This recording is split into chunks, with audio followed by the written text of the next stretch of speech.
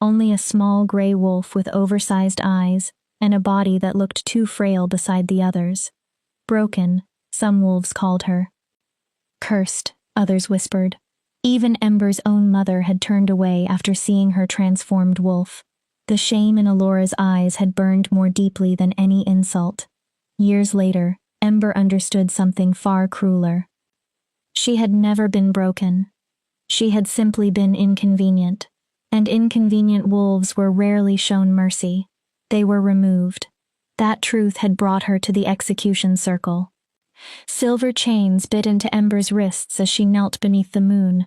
Around her, the wolves of Moonshadow Pack moved closer. Their eyes reflected anticipation, certainty, bloodlust. They believed she was guilty. Guilty of betrayal. Guilty of weakness. Almost guilty merely for existing as an omega in a pack that worshipped strength. Ember closed her eyes. She had stopped fighting. She was ready for the end. Then everything became silent. Not the peaceful silence that came before sleep. Something heavier. Something powerful enough to make every wolf stop in the middle of a step. Hackles rose. Not from aggression. From instinctive fear. Ember opened her eyes. A man stood at the edge of the execution circle. The Alpha King. His figure seemed carved from moonlight and shadow.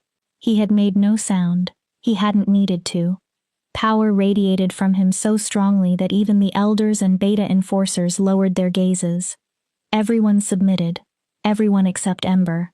She couldn't make herself look away. His eyes found hers across the clearing. Something shifted inside her chest. Ancient. Impossible. Unmistakable. A single word seemed to rise from somewhere deeper than thought. Mine. The Alpha King tilted his head as he studied her. Ember should have been terrified, but she was already kneeling to die. One more impossibility hardly mattered. Then the king finally spoke. His voice was quiet and controlled. Release her. Ember's story had begun 23 years earlier, beneath the shadow of the Silver Pine Mountains, where Moonshadow Pack had ruled for generations. She had been born beneath a blood moon. The elders called it an omen, although none of them agreed on whether it promised fortune or disaster. Her mother, Alora, was a respectable mid-ranking wolf. Ember's father had died in a border skirmish before his daughter ever drew her first breath. She'll be strong, Alora had promised as she held the newborn Ember against her chest. She'll make us proud. But Ember eventually learned that pride inside Moonshadow Pack had to be earned through power, and power was the one thing she seemed destined never to have. Her early childhood had been ordinary. She ran through the forest with the other pups. She learned to hunt, fight, track, and survive. Back then, she even had friends. Kiera had possessed a bright laugh and a quick mind. Dorian often shared part of his kills whenever Ember returned from a hunt with too little food. Reese, the future Beta's son, trained beside her without complaint. For a while, Ember had believed she belonged. Everything changed when she turned 16.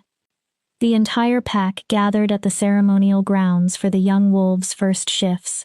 Ancient stones surrounded the clearing, each carrying traces of old magic. One after another, the young wolves transformed beneath the full moon.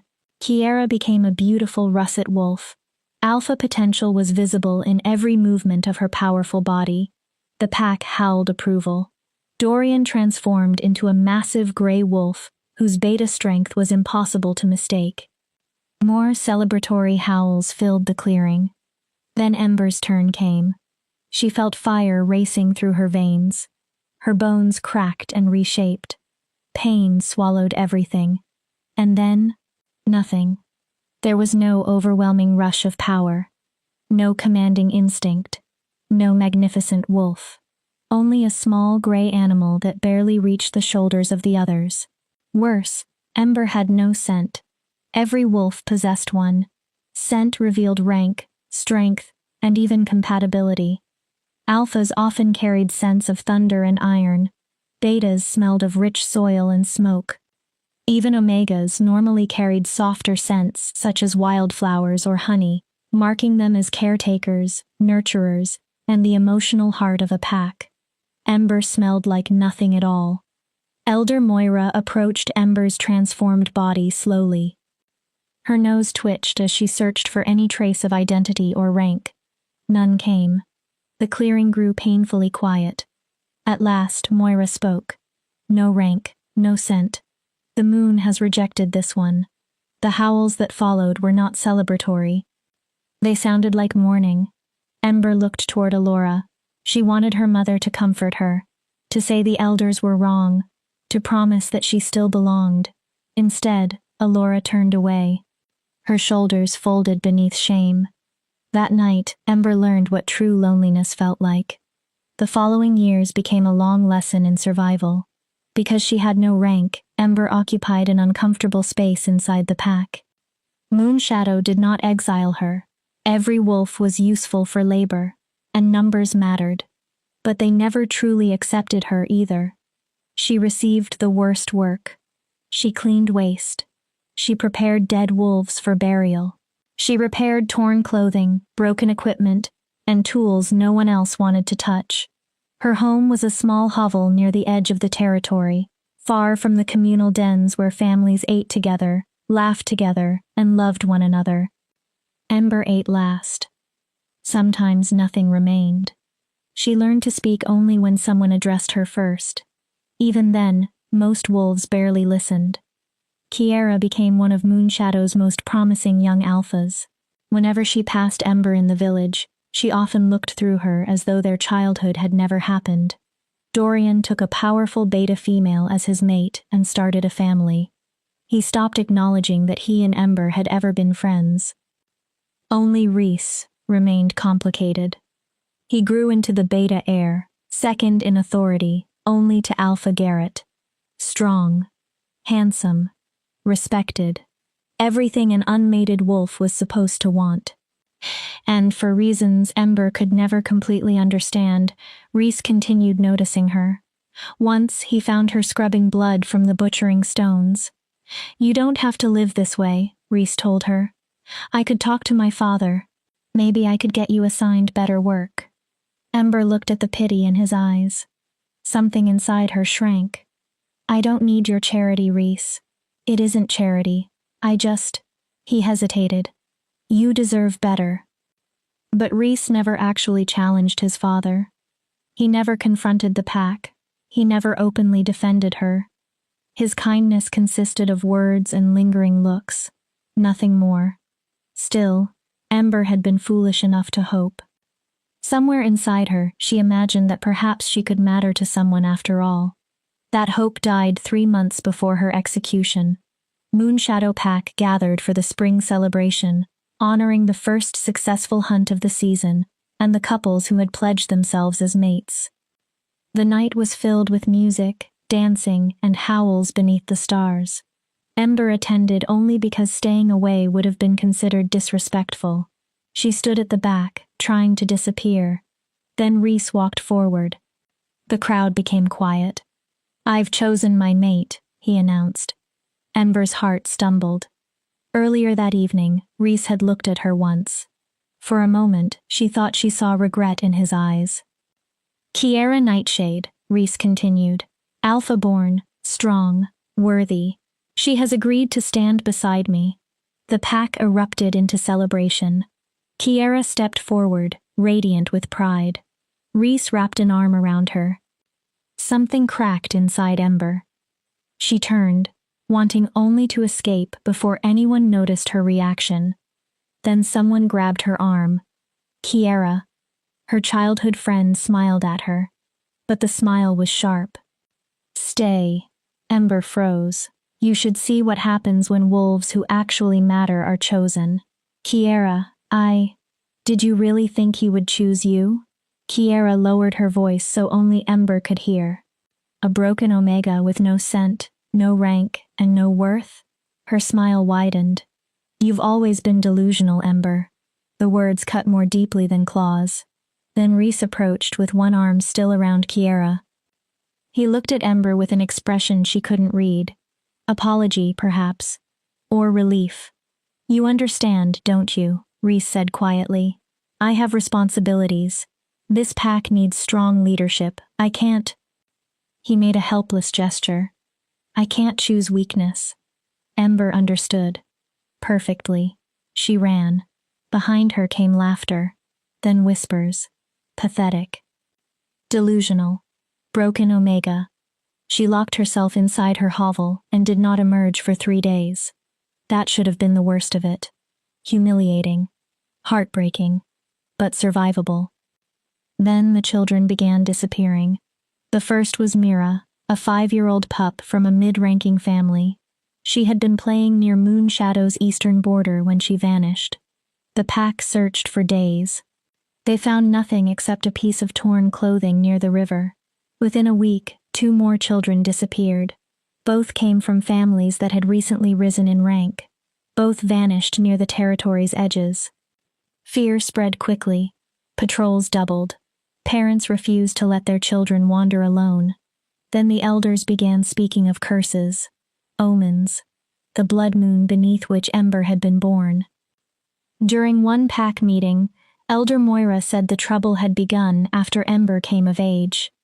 Ember was forbidden to attend, but she listened from the shadows. The moon rejected her, Moira said.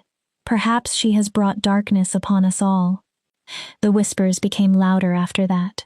Then, 2 weeks before Ember's execution, Reese and Kiara's mating ceremony was interrupted. Alpha Garrett stepped before the gathered wolves. His face was grave. We have found evidence, he announced. These disappearances are not random attacks. Someone inside this pack is working with rogues beyond our borders. The pack erupted in anger and fear. Someone has betrayed us, Garrett continued, and we believe we know who. His eyes moved across the gathering, then stopped on Ember. The broken Omega, the wolf the moon had supposedly rejected, the one who lived alone, the one who never belonged. Ember felt the blood drain from her face. No, she whispered. I would never. Nobody listened. They searched her hovel. Beneath her sleeping mat, they found a torn piece of clothing belonging to one of the missing children. They found a map showing vulnerable places along Moonshadow's borders. They found a silver dagger, like those carried by rogues. Every piece of evidence had been planted. Every accusation was false. But truth mattered little when frightened wolves had already chosen someone to blame. That same night, they dragged Ember to the execution circle. Silver chains were wrapped around her wrists. The pack called for death, and Ember, exhausted after years of being rejected by wolves who had never wanted her, stopped resisting. She knelt. She was ready for everything to end. Then the Alpha King arrived. The silver chains fell away from Ember's wrists and struck the ground. For the first time, she saw the man who had ordered her release clearly. Cassian Shadowborn, Alpha King of every pack throughout the Northern Territories. He stood with the stillness of violence under perfect control. He was tall and broad-shouldered. Dark hair framed his face, touched with silver at the temples despite his relative youth. Scars crossed his exposed forearms, marks earned in battles he had survived. But Ember noticed his eyes most. Pale gold. Winter sunlight turned into flame. She wanted to look away. She couldn't. Alpha Garrett stepped forward and bowed. Your Majesty, we weren't expecting you. This is pack justice. The Omega betrayed us. She worked with rogues. She helped them take our children. Proof? Cassian's voice remained quiet. Garrett hesitated. We found evidence inside her dwelling. I asked for proof. Cassian's gaze remained on Ember. Not circumstances, not convenience. Proof that she personally committed these crimes. Garrett faltered. Cassian continued. Anything found inside an unguarded dwelling could have been placed there by anyone with access. He tilted his head. Tell me, Alpha Garrett, does this Omega possess enough strength to challenge your guards? Garrett said nothing. Could she overpower your patrols? Still nothing. Could she organize with rogues who would be more likely to kill a lone wolf than cooperate with one? Silence filled the clearing. She's weak, Elder Moira finally said. Perhaps that is why the rogues used her. She would have been easy to manipulate. Then she would be a victim, Cassian replied, not a perpetrator. For the first time, he looked away from Ember. His gaze swept over Moonshadow Pack. You nearly executed one of your own, based on fear and evidence that could easily have been planted. His voice hardened. Is this what Moonshadow Pack considers justice? No one answered. Cassian entered the circle. Ember forgot how to breathe as he approached. Every movement carried controlled power. He stopped directly in front of her. She had to raise her head to meet his eyes. Stand. Ember obeyed. Her legs trembled from days without enough food and from silver poisoning. She swayed. Cassian caught her. His hand closed around her arm with unexpected gentleness. The instant his skin touched hers, the strange sensation returned. A pull, recognition, something deeper than thought. Mate. The word exploded through Ember's mind. Cassian's eyes widened slightly. He had felt it too. That made no sense. Alpha Kings did not mate with broken, scentless Omegas. The world did not work that way. Cassian slowly released her. His expression became impossible to read. Then he faced Alpha Garrett. This Omega is under my protection. Anyone who harms her answers to me. His voice carried through the clearing. It was both promise and threat. I will investigate these disappearances myself, and if I discover that this pack participated in a false accusation to hide the real culprit. Cassian stopped. He didn't need to finish. Fear appeared in Garrett's eyes. The Alpha bowed deeply. Of course, Your Majesty. Anything you require. Cassian looked at Ember once more. Something complicated moved behind his golden eyes. Come, you're leaving. Ember wanted to demand an explanation. She wanted to ask why he cared. Why her? But no words came. She simply followed. She walked away from the wolves who had condemned her, and into the darkness beside the most powerful Alpha in the Northern Territories. Behind them, Moonshadow Pack watched in stunned silence. Their rejected Omega had been led away by the Alpha King himself. At the edge of the clearing, hidden inside the shadows, someone smiled. The game had only begun. Chapter 2. The Alpha King's Mercy. Cassian's temporary camp stood roughly a mile north of Moonshadow territory, hidden within a grove of ancient oak trees. Ember followed him in silence. Her bare feet bled against the rocky ground. Silver poison still made her body shake. She wanted to ask where he was taking her, what he expected from her, why he had saved her, but every question died before reaching her mouth. Alpha Kings did not rescue broken Omegas. Most barely noticed them.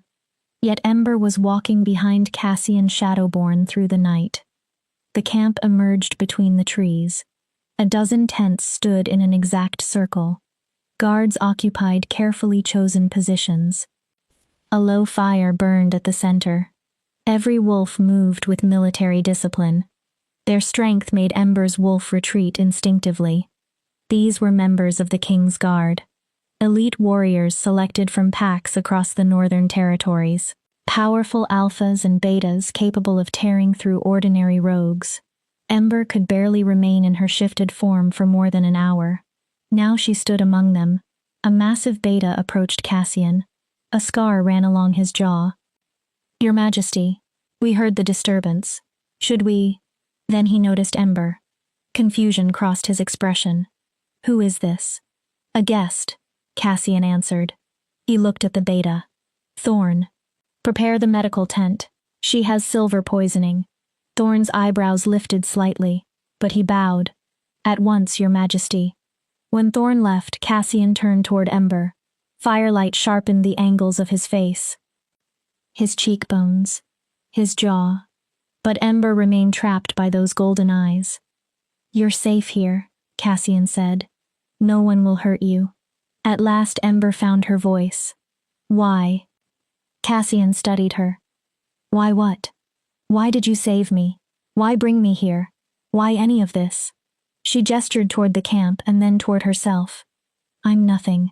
I have no rank, no scent, no worth. You're the Alpha King. None of this makes sense. Cassian watched her for several seconds. When I entered that clearing and saw you kneeling there, do you know what I felt? Ember shook her head. Rage. His voice was soft. The words still carried the weight of thunder. Not at you, at them. At a pack so poisoned by hierarchy that it was willing to execute one of its own without a proper investigation, without a trial, without mercy. He stepped closer. Ember's breath caught. You want to know why I saved you? His eyes held hers. The better question is why no one else did. The words struck harder than she expected. Years of isolation. Humiliation. Being treated as less than everyone around her. And a stranger, a king, was the first wolf who had ever asked why she deserved any of it. Heat gathered painfully behind Ember's eyes. She forced it back. The medical tent is ready, Your Majesty, Thorn called.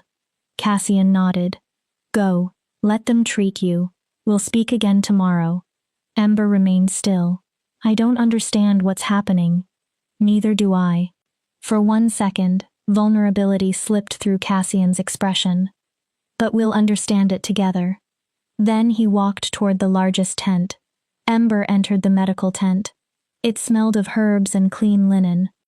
The scents were so unfamiliar after years inside her crude hovel that her instincts nearly made her retreat. A young woman with gentle eyes motioned toward a cot. She carried herself like a high-ranking beta. Please sit. I'm Lyra, the king's healer. Her voice was calm and professional.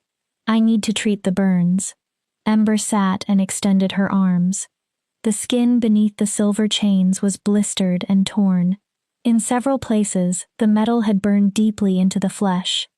The injuries should have hurt more. Perhaps Ember had simply become numb. Lyra cleaned the wounds and covered them with salves smelling of moonflower and wintergreen. Cool relief spread through Ember's arms. You were fortunate, Lyra said. Ember almost laughed. Another hour wearing those chains and some of the damage might have been permanent. You could have lost movement in your hands. Fortunate, Ember repeated. Yes, that describes my life perfectly. Lyra paused. The king doesn't rescue people without reason. Whatever happened tonight, whatever brought you here, it matters. It means I'm useful to whatever game he's playing. Lyra gave her a small smile. You really don't know Cassian Shadowborn. Ember said nothing. He doesn't play games. He doesn't turn people into pawns. If he brought you here, then he believes you deserve protection. Lyra tightened the final bandage. That matters. Ember wanted to argue. Kings always had motives. Power always had a price. But she was exhausted, tired of surviving, tired of wondering why everyone seemed to believe she deserved nothing. Rest, Lyra said. You're safe. Whatever happens tomorrow, at least you aren't waiting for execution. The standard was painfully low. But Ember supposed Lyra was right. She lay on the cot. Real bedding softened beneath her. She hadn't slept somewhere so comfortable in years. Outside, the camp settled into night. Guards changed positions. The central fire crackled. Quiet voices drifted between tents. And for the first time Ember could remember, she felt something almost resembling peace. The feeling frightened her. She woke to shouting. Ember sat upright. Her heart pounded. Dawn light filtered through the tent. Outside, 2 voices argued. This is absurd. You cannot possibly believe. I don't believe, Thorn. I know. Cassian. Cold. Commanding. And I do not need to defend my decisions to you or anyone else. Your Majesty, please, be reasonable. She is an Omega. Not merely an Omega, a broken one. No rank, no scent. No. Enough. The single word silenced the camp. Question me again and you will lose your rank and return to your pack in disgrace. Ember moved carefully toward the tent opening. Cassian stood at the center of camp. His entire body was rigid with controlled fury. Thorn knelt before him. The other guards watched without expression. "She stays," Cassian said. "She is under my protection." His voice dropped. "If anyone disagrees, challenge me yourself." No one moved. Cassian looked toward the medical tent. For one instant, his eyes met Ember's. She saw determination, and beneath it, something that almost looked like desperation. Then Cassian turned and walked away. Thorn rose slowly and headed in the opposite direction. Ember retreated into the tent. Of course they didn't want her there. She was an outsider. Weak. A political liability. Yet Cassian was defending her. Why? What could he possibly want? The bond inside her seemed to whisper an answer. Everything. Ember rejected the thought immediately. Mate bonds required compatibility, balance, mutual strength, mutual worth. She had none of those things. "You're awake." Lyra entered carrying breakfast. Real bread. Cheese. Dried meat. Fresh water. "Good. Eat. You need your strength back." Ember stared at the food. "This is too much." "It's breakfast." Lyra placed it beside her. "King's orders. Everyone hates that I'm here." Lyra sat opposite her. "I heard them. Thorn is protective of Cassian. He doesn't understand why the king would accept political complications for an Omega he doesn't know." "He's not wrong. That doesn't make him right either." Lyra nodded toward the tray. "Eat." Ember picked up the bread. Her fingers shook. The first bite was warm and soft. She had to fight the urge to devour everything immediately. "Why is he doing this?" Ember asked. "There has to be a reason." Lyra hesitated. "Can I ask you something personal?" Ember nodded. "When Cassian entered that execution circle, did you feel anything unusual?" Warmth flared inside Ember's chest. She looked away. "I don't know what you mean." "I think you do." Lyra's voice stayed gentle. "I've served Cassian for 5 years. I have never seen him behave this way. I have never seen him this unsettled." She paused. "And the way he looks at you. He feels sorry for me. Cassian Shadowborn does not do pity." The tent opened before Ember could answer. Cassian entered. Lyra bowed and left immediately. Suddenly the tent seemed far too small. Cassian looked tired. Darkness shadowed the skin beneath his eyes. Tension tightened his shoulders. "We need to talk." Ember put the food down. "About what?" "What happened in the clearing?" Cassian folded his arms. "What you felt." "What I felt." He leaned against the center support. "Don't lie to me. I can hear your heartbeat." His eyes locked on hers. "You felt the mate bond." Ember clenched her hands. "It isn't real." Cassian's expression changed. "What?" "It cannot be real." Her voice strengthened. "Mate bonds don't happen like this. They require compatibility, balance, strength. I have nothing to offer you. No rank. No power. No political value." She swallowed. "This has to be a mistake." Cassian walked closer and crouched until his eyes were level with hers. "Do you know how many potential mates I've met during my 30 years?" Ember stayed silent. "Hundreds. Alphas from nearly every territory. Women selected for bloodline, political alliances, power, and genetics." His gaze burned. "I felt nothing." He leaned slightly closer. "Then I walk into a clearing and see a bleeding Omega kneeling for execution, and the bond strikes hard enough to stop my heart." Ember could barely breathe. "You cannot want this." Her voice weakened. "You cannot want me." "I don't know exactly what I want yet," Cassian admitted, "but I know what I felt." His voice lowered. "And I know that watching them kill you would have torn something essential out of me." He slowly reached toward her, giving her time to move away. Ember didn't. Cassian brushed a strand of hair from her cheek. Electric warmth raced over her skin. "You're my mate, Ember. Impossible or not, convenient or not, you are mine." His expression hardened with quiet certainty. "And I protect what is mine." Tears burned Ember's eyes. She had spent years believing she was worthless. Now the most powerful alpha in the territories was claiming her. It felt less like salvation than a beautiful trap. I don't know how to be someone's mate. Her voice broke. I barely know how to be a wolf anymore. Then we learned together. Cassian stood and offered his hand. And we start by discovering who actually took those children, and who framed you. His eyes sharpened. Someone inside Moonshadow wanted you dead, Ember. He extended his hand farther. I intend to discover why.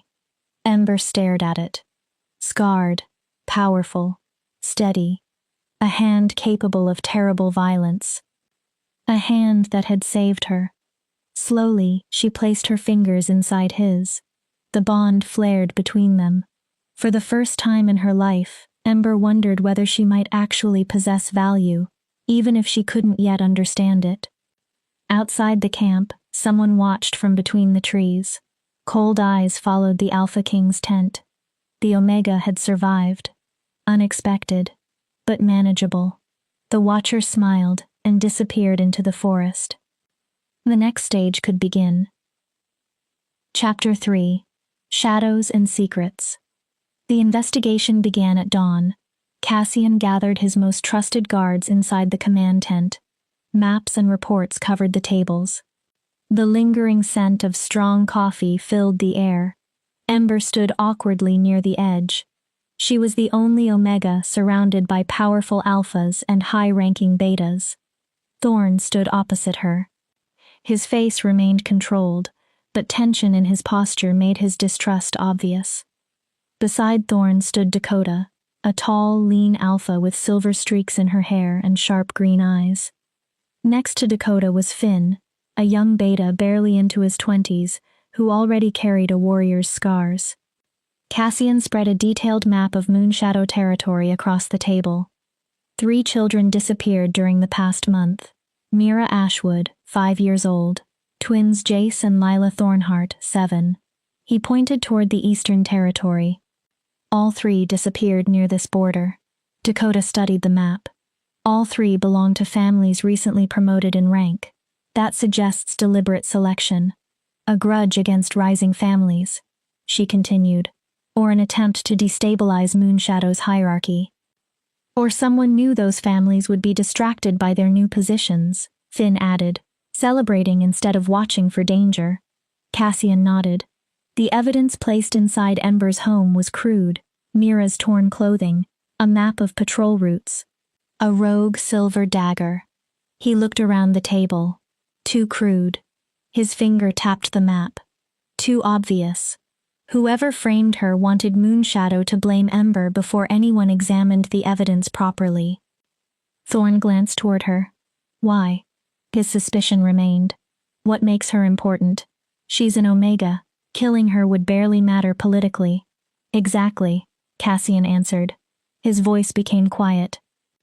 She was the perfect target, isolated, powerless, rejected by her own pack.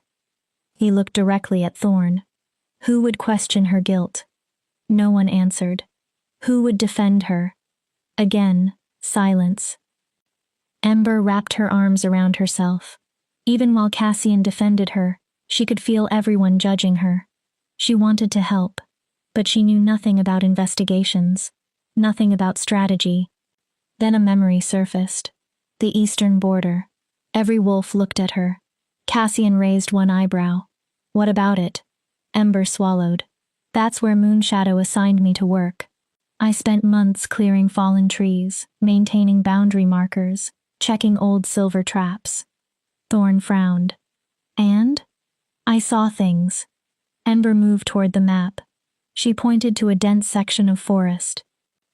There's an old cave system here. The elders said it was unstable, so the pack stopped using it. Cassian leaned closer. Continue. About 2 months ago, I started seeing fresh tracks near the entrance. What kind? Wolf tracks, but strange ones, deeper than normal. Ember frowned as she remembered. As if whoever made them was carrying something heavy. Cassian looked at her sharply. Did you report this? A bitter laugh escaped Ember. To whom? She looked around the tent. I was the broken Omega. Nobody listened to me. She remembered the patrol guard's face. I tried telling a border patrol. Her throat tightened. They told me to stop inventing stories for attention and return to work. Dakota exchanged a look with Cassian. Those caves would be ideal for holding prisoners, deep enough that screaming wouldn't travel outside. Isolated enough to avoid accidental discovery. Finn looked at the map. And that's exactly where the map planted inside Ember's dwelling pointed. His expression sharpened. Whoever framed her might have accidentally given us a genuine lead. Or intentionally, Thorne said. Everyone looked toward him. It could be a trap. Cassian straightened. Then we approach it as one. His command voice took over. Dakota, Finn. Scout the caves. Do not engage anyone. Observe and return. He looked at Thorne. Investigate the families of all 3 missing children.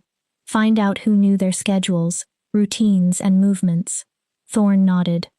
And you, Your Majesty? I'm returning to Moonshadow. Cassian's jaw tightened. Alpha Garrett and I need to discuss his definition of an investigation. I'm coming.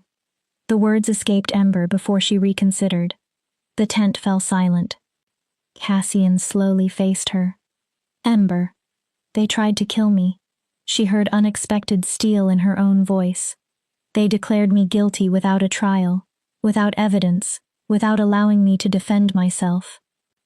She held Cassian's gaze. If you're confronting them about what happened, I have a right to be there. It's dangerous.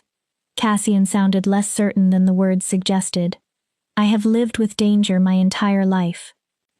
Ember didn't look away. This danger is simply easier to see. She pointed toward the map. I know Moonshadow. I know its wolves and how they think. I may notice something an outsider wouldn't. Dakota cleared her throat. She's right, Your Majesty. An inside perspective could help. Thorne visibly wanted to object. Cassian silenced him with one raised hand. Fine. He looked at Ember. But you remain near me. No wandering away. No unnecessary risks. Understood. Good. Cassian addressed everyone. You have your assignments. We move within the hour. Those children have been missing long enough. His expression hardened. We bring them home. The guards left. Soon Ember stood alone with Cassian. He watched her carefully. You didn't need to volunteer. I know. You could remain here. You would be safe. Ember looked at him. Safe isn't the same thing as free. Her voice softened. And I'm tired of hiding. Cassian's expression changed. You are stronger than you think. I don't feel strong. Strength isn't only power. Cassian stepped closer. His scent surrounded her, pine and winter storms. Strength is surviving when everything around you wants you dead, then standing again anyway. He lifted one hand toward her face. You have been strong your entire life. His palm rested against her cheek. No one ever bothered to tell you. The mate bond hummed between them. Warm. Persistent. Ember felt her wolf stir. Not from fear. Not from submission. Recognition. Longing. Cassian. She didn't know what she meant to say. He brushed his thumb over her cheek. I know you don't trust this. His voice softened. You don't trust me. You probably don't even trust yourself yet. He paused. But I need you to understand one thing. What? I will not allow anyone to hurt you again. His eyes grew fierce. Not Moonshadow. Not whoever framed you. Not even your own belief that you deserve less. His touch lingered. You're mine now. Then his voice dropped. And I protect what is mine. Before Ember could answer, Cassian stepped away. Get ready. We leave soon. He reached the tent entrance and stopped. Ember? Yes? Thank you for telling us about the caves. His expression became serious. You may have just saved those children. Then he disappeared outside. Ember stood alone. Her heart raced. The most powerful alpha in the Northern Territories had called her his. And slowly, impossibly, Ember was starting to believe he meant it. They traveled back toward Moonshadow on foot. Cassian moved through the forest effortlessly. Ember's weakened body struggled with every mile, but she refused to complain. At the border, 3 Beta Patrol wolves intercepted them. All 3 stiffened when they recognized Cassian. Then their faces changed again when they saw Ember walking beside him. "Your Majesty." The patrol leader bowed so low his forehead almost touched the ground. "We weren't informed. Alpha Garrett didn't know. I do not require permission to enter territory under my authority." Cassian's voice was cold. "Take me to your Alpha." The wolves obeyed immediately. As Ember entered the village, people emerged from homes and workplaces to stare. The rejected Omega had returned from her execution alive. More shocking, she walked beside the Alpha King. Whispers followed her. How is she alive? The king saved her. Why? Maybe she really worked with the rogues. Maybe she seduced him. An Omega seducing the Alpha King? Ridiculous. Each whisper cut like a familiar knife. Ember kept walking. Back straight. Eyes forward. Then Cassian took her hand. His fingers intertwined with hers. The whispers stopped. Immediately. Alpha Garrett waited outside his lodge. "This is unexpected, Your Majesty." He bowed. "If you had sent notice, we would have prepared. I'm not here for a welcome." Cassian stepped toward him. "I'm here because you nearly executed an Omega without conducting a real investigation." Garrett's jaw tightened. "With respect, this is an internal pack matter. It stopped being internal when you made yourself judge, jury, and executioner." Cassian's voice grew dangerous. 3 children are missing. You found convenient evidence implicating the most vulnerable wolf under your authority. Instead of examining alternatives, you moved straight to execution. His eyes narrowed. Why? The evidence was clear. The evidence was planted. Garrett stiffened. Cassian released Ember's hand. His dominance spread through the area. Wolves nearby lowered their heads instinctively. "So I will ask you again." Cassian moved closer. "Why were you so eager to blame her?" Garrett tried to answer. Then his shoulders lowered. The pack was afraid. He swallowed. Angry. They needed someone to blame, someone to punish. His gaze shifted toward Ember. The Omega was convenient. Ember stared at him. Convenient? Her voice shook with fury. "You were going to kill me because it was convenient?" "You have no rank," Garrett snapped. His control broke. No influential family, no allies who would demand vengeance or create political problems. He lifted his chin. "Yes, you were convenient." Then he added, "Leaders sometimes make difficult choices for the greater good."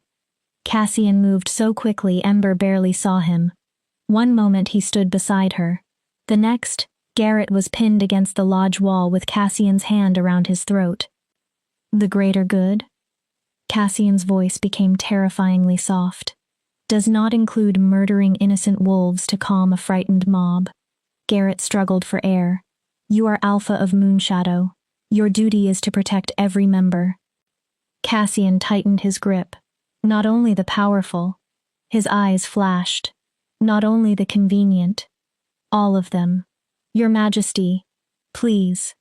Cassian released him. Garrett stumbled. "You are fortunate I do not remove your title now." Cassian looked at him with disgust. "The only reason you remain Alpha is because Moonshadow requires leadership while those children are missing." He turned toward Ember. "Show me the caves." Ember nodded. As she turned, she noticed someone near the side entrance. Kiera. Her former friend stared at Ember. Something strange showed in her eyes. Fear? Guilt? Before Ember could decide, Kiera disappeared into the lodge. "Ember?" Cassian's voice pulled her back. "Are you all right?" "Yes." She lied. "Let's go." As they headed toward the eastern border, Ember couldn't escape one thought. Someone inside Moonshadow wanted the children gone. Someone wanted Ember dead, and she was beginning to believe the two things were connected. The question was why, and who. Chapter 4. The Cave of Truths. Moonshadow's eastern border was a place of deep shadows. Ancient trees crowded together so tightly that very little sunlight touched the ground. Ember had spent countless hours there during years of unwanted labor. Now she returned with the Alpha King beside her and armed guards surrounding them. Everything felt different. Perhaps the forest had not changed. Perhaps Ember had. How much farther? Cassian asked. Beyond that ridge. Ember pointed toward a rocky rise covered in moss and vines. The entrance is behind an old rockfall. Most wolves don't know the cave system exists anymore. Dakota and Finn had already completed their reconnaissance. The signs confirmed Ember's suspicion. Fresh tracks. Disturbed vegetation. And the faint scent of frightened young wolves. The children had been there. Maybe they still were. Cassian ordered the guards to form a perimeter. Then he looked at Ember. You remain here with 2 guards while we enter. No. Cassian frowned. Ember. The children know me. She stepped closer. I used to help at the nursery before they decided I wasn't useful there. Pain flickered through her expression, but she continued. If those children are frightened or injured, they may respond to someone familiar more easily than armed strangers. Cassian's protective instinct clearly fought with the logic of her argument. Dakota emerged from the trees. She has a point. Cassian looked at her. Traumatized children often shut down around aggressive energy. An Omega might calm them. Cassian exhaled. Fine. His gaze returned to Ember. But you remain behind me. If I order you to run, you run. No argument? None. Ember nodded. They approached the hidden opening. From a distance, the rockfall looked natural. Up close, Ember could see that someone had arranged parts of it deliberately, leaving an opening large enough for a wolf to pass while keeping it hidden from anyone walking nearby. The smell struck as soon as they entered. Fear. Waste. Sickness. And beneath everything, the sweet, heavy smell of sedating herbs. Someone had drugged the children. A low growl came from Cassian. His eyes brightened with his wolf's golden glow. His canines lengthened. The tunnel descended steeply. Dark stone closed around them. Ember's breathing accelerated, but Cassian remained directly ahead of her. Solid, controlled, protective. They entered a larger cavern. Ember stopped. 3 small figures huddled against the wall. Silver-coated chains bound their wrists and ankles. Burns covered their skin. Mira lay unconscious. Her breathing was shallow. Jace and Lila were awake, but their eyes were unfocused from drugs. Gods, Finn whispered.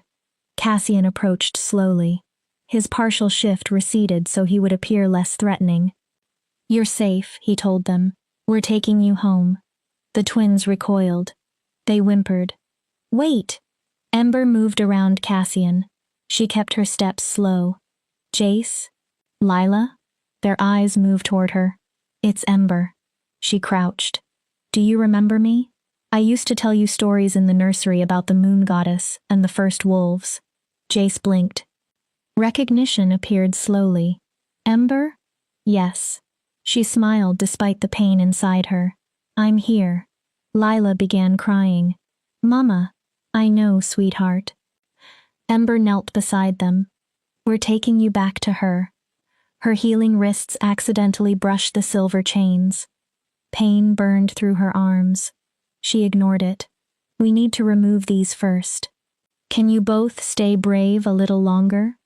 Dakota pulled on silver-resistant gloves and began unlocking the chains. Lyra, who had accompanied the group to provide medical care, examined Mira. She has been heavily sedated. Anger tightened the healer's voice. Dehydrated too. Malnourished. She needs to return to camp immediately. Cassian's fury seemed to fill the cavern. Still, his voice remained gentle when he gave orders. Finn, carry Mira. Dakota, help the twins. He looked around the cave. We leave now.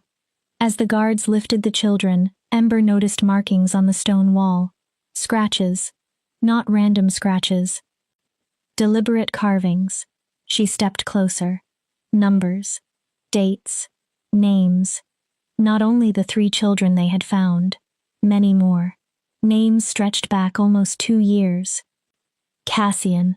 Her voice shook. You need to see this. He appeared beside her.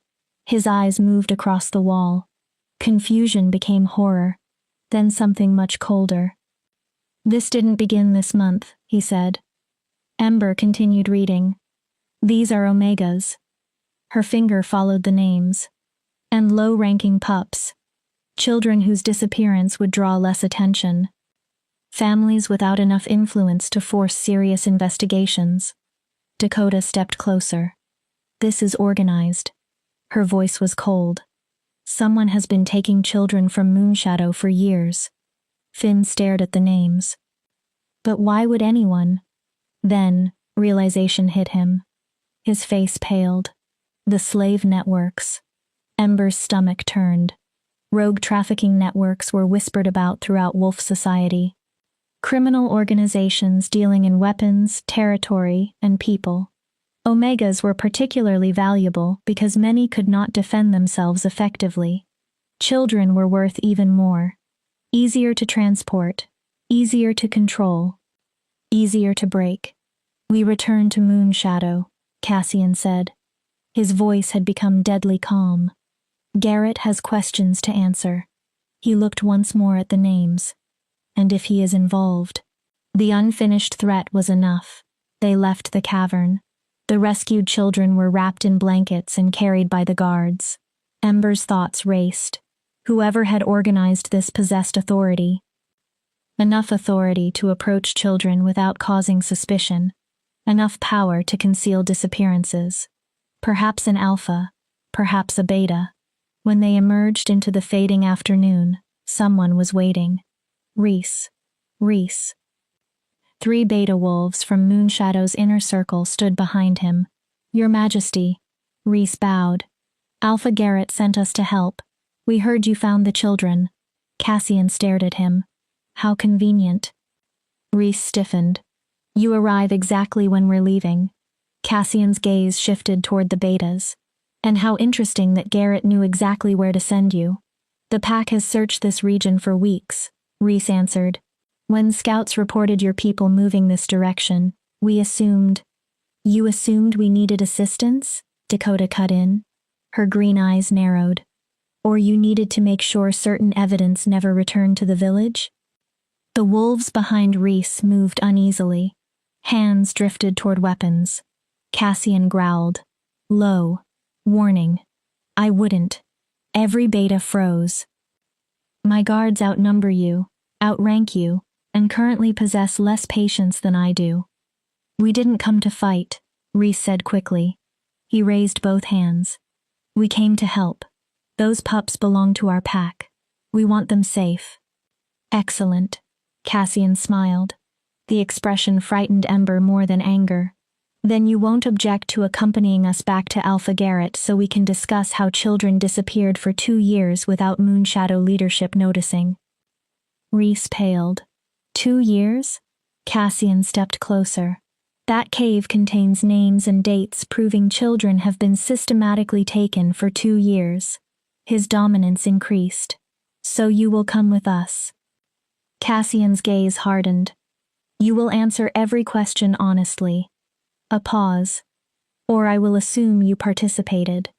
Reese's face changed from shock to fear. Then resignation. I didn't know. His voice became quiet. I swear on my wolf. I knew about the 3 recent disappearances. I thought it was a new threat. Dakota finished the thought. Not evidence of a conspiracy. Reese nodded. The return journey was tense. The King's Guard protected the rescued children. Reese and his betas walked under observation, though no one formally called them prisoners. Ember stayed beside Cassian. How could nobody notice? She finally asked. Cassian looked at her. How could children disappear for years without anyone caring? Because they were the wrong children. Disgust filled his voice. Low-ranking. Powerless. Easy for wolves like Garrett to consider expendable. His hand found Ember's. The way they considered you expendable. Ember's throat tightened. If you hadn't come that night. But I did. Cassian tightened his fingers around hers. And now we make sure no one is considered expendable again. Night had fallen when they reached the village. Moonshadow Pack crowded into the central square. Parents pushed through the crowd. When they saw their children alive, cries of relief filled the darkness. But fear quickly followed. Something far larger was wrong. Alpha Garrett stood on the lodge steps. His face remained composed. His eyes did not. Ember saw calculation there. He was already preparing an explanation. Cassian gave him no opportunity. Gather your council. His command echoed across the square. Every elder, every beta with authority, every wolf who can access pack records, finances, patrol routes, or territory assignments. Garrett stiffened. We are holding a trial tonight. Your Majesty, perhaps morning would be more appropriate. Give everyone time to... Tonight. One word ended the argument. Every delay gives the guilty wolves time to destroy evidence or escape. Cassian's gaze swept across Moonshadow. And if anyone runs, I will personally hunt them down and return them in chains. Garrett bowed reluctantly. As you command. As wolves scattered to obey, Cassian leaned toward Ember. Stay near me. Why? We're about to tear apart everything this pack believes about itself. His eyes moved toward the lodge. Whoever is responsible will become desperate. I'm not afraid. Cassian gave her a small, knowing smile. You should be. Then he looked toward Moonshadow's leaders gathering inside. Because I suspect the monster we're hunting was never hiding in the darkness. His expression turned cold. It has been standing in plain sight. Chapter 5. The Trial of Wolves. Moonshadow's lodge became a courtroom. Long tables formed a wide U. Alpha Garrett sat near the center with 5 elders beside him. 10 members of the Beta Council occupied the remaining seats. At the head of the room, Cassian sat on the ceremonial platform like a judge. Ember stood beside him. Every wolf watched her. The broken Omega they had expected to execute now stood at the Alpha King's right hand. Her presence challenged nearly every rule Moonshadow valued. Cassian allowed the murmuring to continue for several seconds. Then he spoke. We begin with facts. Silence followed.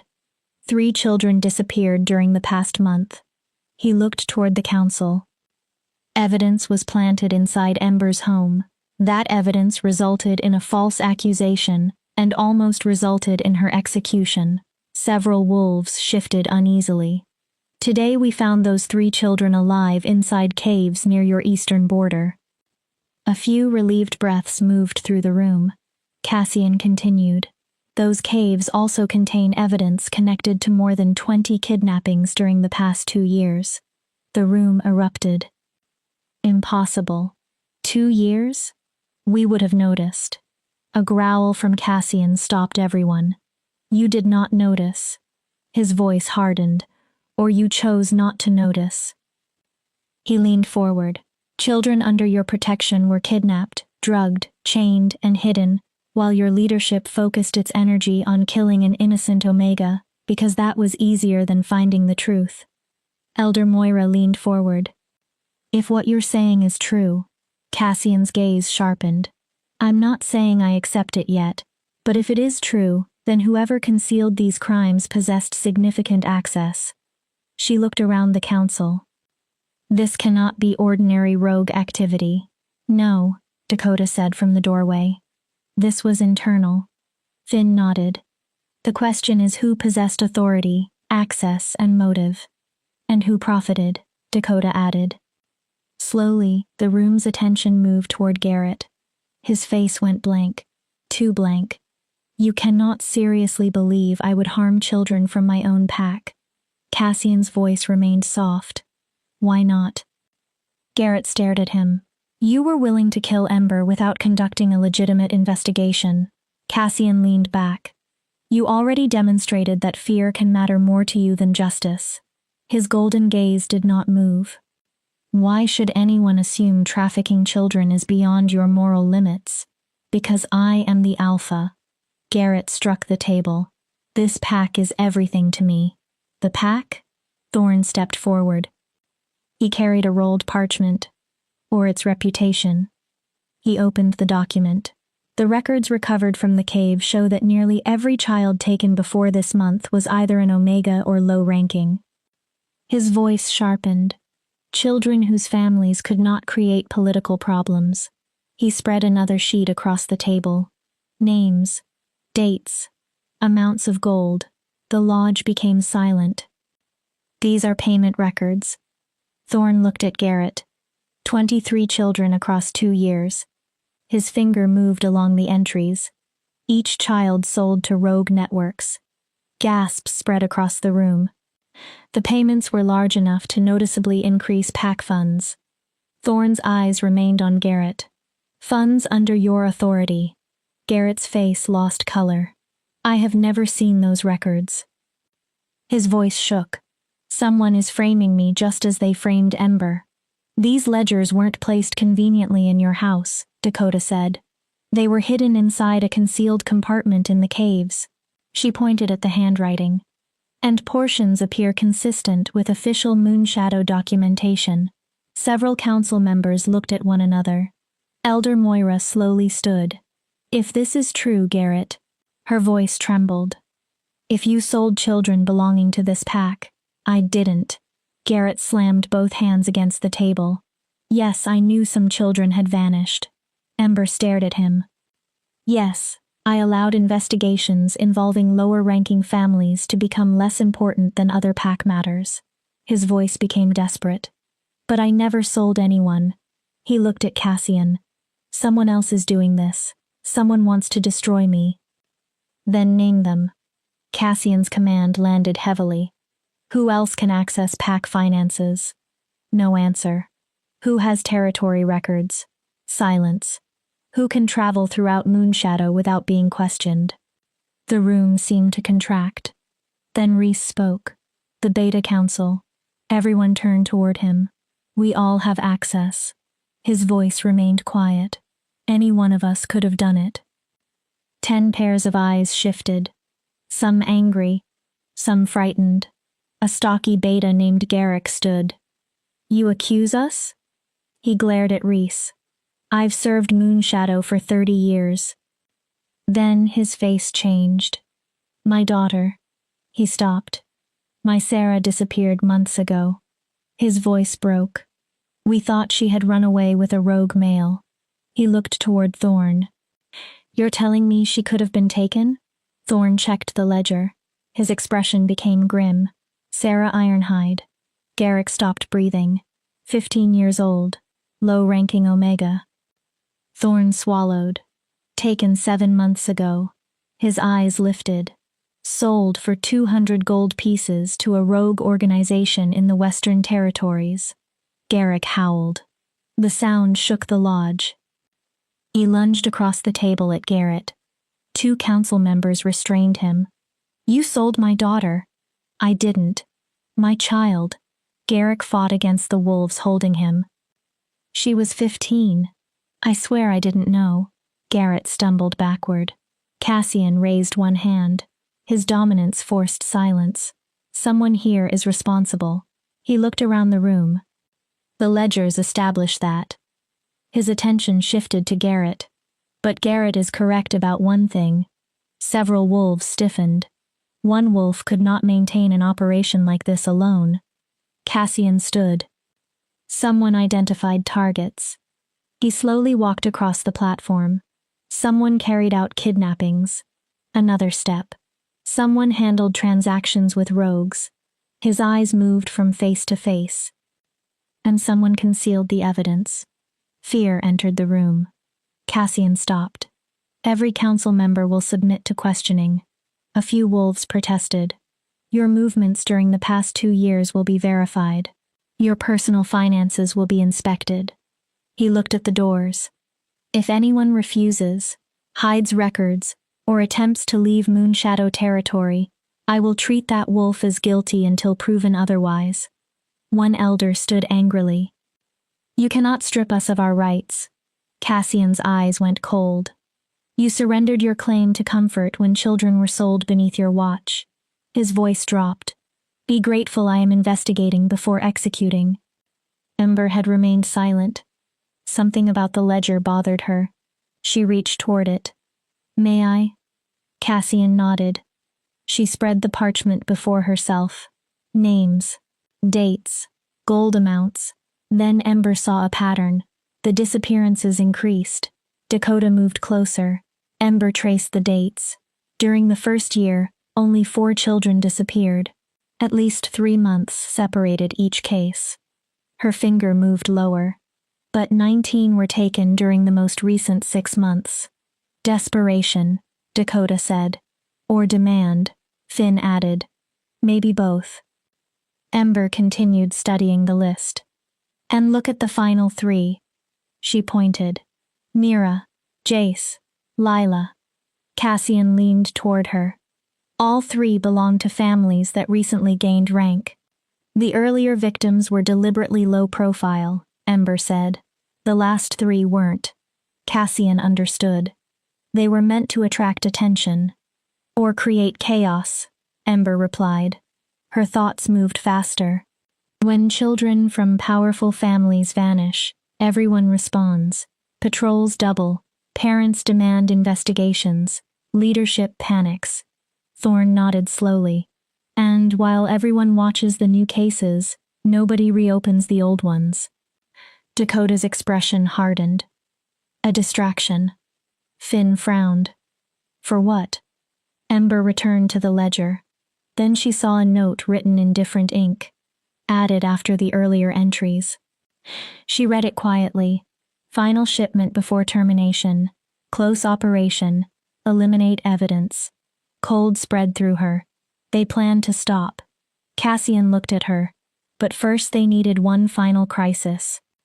Ember's breathing changed. Suddenly she understood. Me. The room became silent. The evidence inside my hovel. She looked at Cassian. The rushed accusation. The immediate execution. Her eyes widened. They needed me dead before anyone began asking serious questions. Cassian's jaw tightened. I wasn't merely convenient. Ember remembered the eastern border. I was evidence. Why? Cassian asked. Ember closed her eyes briefly. I worked near those caves for months. She opened them. I noticed tracks. Disturbed ground. I tried reporting it. Her voice weakened. What if someone realized I had seen more than I understood? Dakota's face darkened. An Omega nobody listens to is harmless. She looked toward the council. Until she starts noticing the right things. Reese had been quiet. Now his face changed. Kiera. Ember turned. Reese looked sick. She was one of the wolves who found the evidence in Ember's hovel. His voice tightened. She brought it directly to my father. Ember's heart stopped for a second. And she pushed harder than anyone for an immediate execution. Cassian stood. Where is she? Reese looked around the lodge. Panic entered his eyes. She was supposed to attend the trial. He searched the room. I haven't seen her. The doors crashed open. Lyra stumbled inside. Blood ran from a wound along her temple. Your Majesty. Cassian was moving before she finished. The children. Lyra struggled for breath. Someone attacked the medical tent. Everyone ran. They found chaos outside. 2 guards lay unconscious. Silver chains covered the ground. The rescued children were gone. Again. No. Ember stared at the empty cots. No, no, no. Dakota crouched outside. Tracks. Cassian joined her. 2 wolves, carrying weight, heading west. A roar tore from Cassian. Thorne! Half the guard seals the eastern border. He turned. Dakota. Finn. With me. Then he faced Garrick. You want justice for your daughter? The grieving Beta nodded. Help me stop this now. Cassian turned toward Ember. You remain here. No. Ember. They're heading west. She interrupted him. Toward the abandoned silver mines. Cassian looked sharply at her. There are tunnels beneath them. More than a dozen exits. Her voice became urgent. If they reach those mines, you may never find them. How do you know? Because I worked there too. A bitter memory crossed her face. Before Moonshadow decided I was too weak even for mining. She stepped toward Cassian. I know those tunnels better than anyone. His protective instinct fought across his face. Ember did not move. You need me. Finally, Cassian nodded. Stay near me. I will. Stay safe. I'll try. If I tell you to run, I run. A tiny smile touched Ember's mouth. Now let's bring those children back. They disappeared into the night. Behind them, almost invisible against one tent pole, hung a small piece of fur. Russet. Alpha fur. Kiera's. The monster had never merely hidden among Moonshadow. Moonshadow had celebrated her. Chapter 6. The Mines of Betrayal. The western edge of Moonshadow territory was scarred by abandoned industry. Decades earlier, silver mines had brought enormous wealth to the pack. The veins had run dry 20 years before Ember's birth. Now collapsed shafts and decaying structures covered the ground. Beneath them stretched miles of tunnels. A perfect place to disappear, or a perfect place for a trap. Ember led the hunting group through the darkness. Her years of unwanted labor suddenly mattered. She knew where the unstable ground lay, where old shafts could collapse, which paths connected to hidden entrances. Cassian followed close behind. His partial shift showed beneath his skin, violence barely contained. Dakota and Finn moved near them. Garrick came with 3 council wolves whose horror and grief had convinced Cassian they were not part of the operation. The main entrance is ahead. Ember pointed at a black opening in the hillside. Old support beams leaned like broken bones. There are at least 8 other usable exits. Cassian looked into the darkness. They know we're coming. Dakota nodded. They probably heard us long before we reached this place. This is a trap, Cassian said. Then we enter carefully. Dakota turned toward Finn. Take Garrick and circle north. Seal the northern exits. We'll push them east if they run. Those tunnels are unstable, so escape options are limited. Finn nodded. He and the others vanished into the dark. Cassian turned toward Ember. He touched her face. The gentleness of the gesture clashed with the predator inside his eyes. Last chance.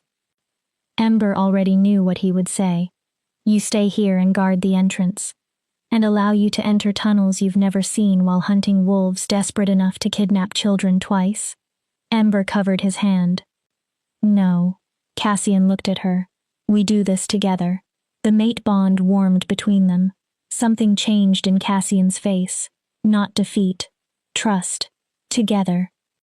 He lowered his hand. But you remain between Dakota and me. They entered. The darkness became absolute. Only faintly glowing cave fungi offered light. The smell of earth and decay surrounded them. Old silver still lingered in the rock. Not enough to kill them, but enough to make every wolf instinct scream caution. Then Ember heard something. Footsteps. Whispering. A child whimpering. This way. She led them down a narrow side passage. The tunnel sloped deeper. Soon they were forced into single file. Ember's heart hammered. The walls pressed too close. Silver filled the air. Every instinct warned her to escape. But the children were somewhere ahead. They entered another chamber. Ember froze. The place had been turned into a prison. Silver chains hung from walls. Cages lined one side. At the center of the chamber lay Mira, Jace, and Lila, bound, gagged, terrified. But it was the wolves standing above them who shattered Ember's understanding of everything. Kiera, beautiful Kiera, russet-haired, alpha-born, and beside her stood Reese, His expression contained none of the uncertainty or kindness Ember remembered, only cold calculation. No, Ember's voice barely existed. Reese? She stared at him. You were with us. You helped us. Reese smiled faintly. I delayed you. Ember's blood turned cold. That gave Kiera enough time to bring the children here and prepare this meeting. He shook his head. You always were too trusting, Ember. His tone became cruel. Too desperately hopeful. Cassian growled. You. His fury filled the chamber. You're responsible. Responsible? Kiera smiled. Nothing remained of the childhood girl Ember remembered. We're intermediaries, Your Majesty. Her eyes glittered. The operation is far larger than Moonshadow. Cassian understood. The rogue networks. Exactly. You supplied them with children. Product, Kiera corrected. Ember felt physically sick. Kiera continued. You noble wolves talk about honor, protection, justice. She shrugged. Real power is about control and resources. Her gaze moved toward the children. Young wolves are valuable resources. They can be trained, broken, resold. Ember stared at her. You were my friend. Kiera laughed. The sound echoed against stone. Friend? She looked genuinely amused. I was never your friend. Ember flinched despite herself. You were useful. Kiera stepped closer. Standing next to you made everyone else look stronger. Her smile sharpened. The pathetic Omega, the broken girl, the wolf everyone could compare themselves against and feel superior. Ember's stomach twisted. Then you started working near the eastern caves. Kiera's expression changed. You noticed tracks. Disturbed areas. You began asking questions. Ember understood. So you framed me. 2 problems solved at once. Kiera nodded. A convenient suspect and a potential witness removed together. And when my execution failed, we adapted. Reese took a step forward. We knew taking the children again would bring the king after us. His eyes moved toward Cassian. You both wanted to be heroes so badly. Ember looked at the children. You used them as bait. Cassian's voice was almost frighteningly calm. You traumatized those pups again merely to lure us here. Kiera shrugged. They're low-ranking.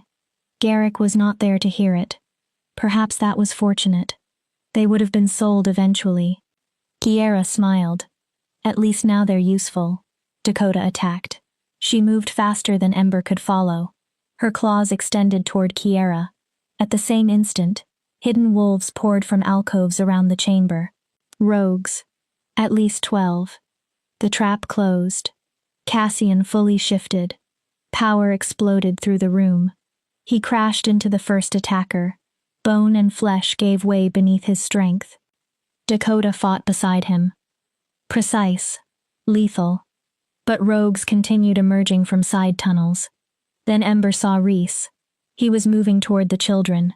A silver dagger in his hand. She understood instantly. They were going to kill the pups. Destroy the last witnesses. Eliminate the evidence. No. Something inside Ember changed. Not broke. Changed. Every insult she had endured. Every year of being called weak. Every humiliation. Every rejection. Every moment of helplessness. All of it became one purpose. Protect them. Ember ran. She slammed into Reese with everything she had. The impact sent both of them across the stone floor. Shock flashed across Reese's face. The broken Omega had attacked him. Ember, what are you? He tried throwing her away. She held on. Desperation gave her strength she had never known. Her teeth found his throat. Not deeply enough to kill him. Enough to draw blood. Enough to make him scream. Stay away from them. Her voice barely sounded human. Reese struck her. Ember flew into the wall. Pain exploded through her ribs. Something cracked. She forced herself upright, then stood between Reese and the children. You stupid Omega. Blood covered his throat. You think one brave act changes anything? He took another step. You're still nothing. Ember remained between him and the pups. Still weak. Cassian roared. The sound shook dust from the ceiling. He had seen Rhys strike Ember. Whatever restraint remained inside the Alpha King disappeared. Cassian tore through the rogues in front of him. Kiera saw the battle turning. She transformed. Her russet wolf was magnificent. Powerful. Then she ran. Coward! Garrick's voice echoed from one of the tunnels. He had reached them from another entrance. He chased Kiera. 2 council wolves followed. The remaining rogues began fleeing. Those who stayed were overwhelmed by Cassian and Dakota. Rhys tried to escape after Kiera. Dakota caught his leg. She dragged him back across the stone floor. Ember ignored the battle. She crawled toward the children. Her ribs screamed with every movement. Her hands shook as she worked at their restraints. Mira began waking. "It's all right," Ember whispered. "You're safe." The little girl blinked. "Ember? I'm here." Cassian appeared beside them. He shifted back enough to use his hands. "You're hurt." "I'm fine." "Your ribs are broken." "I'm fine." Cassian looked at her. Whatever he saw convinced him not to argue. Together they removed the remaining restraints. Dakota produced blankets and wrapped the children. Soon Garrick returned. He dragged an unconscious Kiera in wolf form by the scruff. The other council members brought 2 captured rogues. "The others?" Cassian asked. "Dead or escaped." Garrick's breathing remained heavy. "But we have 3 prisoners." Rhys knelt under silver restraints. Blood still ran from Ember's bite. Without his authority and arrogance, he suddenly looked smaller, cornered. "You're going to kill me," Rhys said. "Eventually," Cassian answered. Rhys stared at him. "But first, you will tell me everything." Cassian crouched. "Names, contacts, locations. Every detail of the trafficking network operating across my territories." His eyes hardened. "You will help me destroy it. And if I refuse?" Cassian smiled. Ember had never seen anything so terrifying. "I give you to Garrick." The grieving father smiled as well, all teeth. He has been waiting patiently to meet the wolves who sold his daughter. Cassian straightened. "I suspect that patience is ending." Rhys went pale. "I want protection." Dakota laughed coldly. "You still think you can negotiate? I can provide names." Rhys looked desperately toward Cassian. "Safe houses. Operations. But I want immunity." "You will speak," Dakota said, "because what happens if you refuse will be worse." As they prepared to leave, Cassian stopped Ember. His hand rested on her shoulder. She turned. He pulled her against him. His forehead touched hers. "You were incredible." Ember looked away. "I didn't think. You protected those children." His voice roughened. "You attacked a beta 3 times your size." He cupped her face. "I have never seen anything braver. I was scared." "Bravery isn't the absence of fear." His golden eyes held hers. "You proved that strength has nothing to do with rank." The bond flared. "You proved what I already knew." His thumb brushed her cheek. "You are extraordinary, Ember." Tears filled her eyes. For once, not because someone had hurt her, because hope was becoming harder to reject. They emerged from the mines beneath the first light of dawn. The children were safe again. The traitors were in chains. Moonshadow would have to answer for years of negligence. The trafficking network still existed beyond the pack. There would be more investigations, more consequences, more pain. But that morning, 3 children were alive. And Ember, once condemned as Moonshadow's weakest wolf, walked beside the Alpha King rather than behind him. The reckoning had only begun. For the first time, Ember allowed herself to imagine that perhaps she had a future. Chapter 7. The Reckoning. The trials of Rhys Blackwater and Kiera Nightshade lasted 3 days. Cassian ordered Moonshadow Pack to gather in the central square each morning. No wolf was exempt. Not elders. Not council members. Not even the lowest-ranked Omegas who were usually expected to remain invisible. Everyone would see what justice looked like, and everyone would see what happened when justice was ignored. Ember stood beside Cassian throughout the proceedings. Her presence carried a message stronger than words. A wolf Moonshadow had considered disposable now stood beside the king. On the first day, Rhys talked. For hours. His voice remained flat while he explained how 23 children had been taken over 2 years. He gave names of rogue contacts, payment arrangements, safe houses where children were held before transport. Officials in other packs who accepted money to ignore suspicious activity. It began with one child, Rhys said. An Omega whose family had no influence. Garrick stared at him. Kiera approached me. She said the rogue networks paid well for young wolves. Rhys lowered his eyes. She called it victimless. Garrick's body trembled. Victimless? My Sarah had a name. His voice broke with rage. She sang constantly. He swallowed. She wanted to become a healer. Garrick leaned forward. Explain how stealing her was victimless. Rhys flinched. He had no answer. Continue, Cassian ordered. The money was good. Rhys stared at the ground. Better than good. His shame deepened. We used it for territory improvements, weapons, expansion.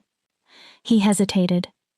Kiera wanted enough influence and resources to challenge for an alpha position. Then Rhys looked toward Ember. When you started noticing things near the eastern border, you became a problem. Dakota's expression turned hard. So you decided to kill her. Kiera decided. Rhys's voice cracked. I just went along with it. Elder Moira looked at him with disgust. Coward. Rhys glared at her. You want to judge me? Something like his old fire returned. You sat comfortably inside your lodge and never asked where Moonshadow's new wealth came from. Moira went still. You never asked why children from weaker families vanished. His voice became bitter. You looked away because looking away was convenient. The accusation silenced her. Cassian's expression did not soften. Everyone who deliberately looked away carries guilt. His gaze swept across the pack. But that does not change what you and Kiera built. He looked at Rhys. You are responsible for your own choices. On the second day, Kiera was questioned. She did not collapse like Rhys. She stood in chains with her head raised. Defiant. I did what was necessary to rise. No remorse touched her voice. This pack values strength. She looked around at everyone. I demonstrated strength. Cassian's eyes narrowed. You sold children. I took opportunities. Kiera's smile was cold. I removed obstacles. Her gaze moved toward Ember. That is what alphas do. No. Cassian's response was immediate. Alphas protect. Kiera laughed softly. Do they?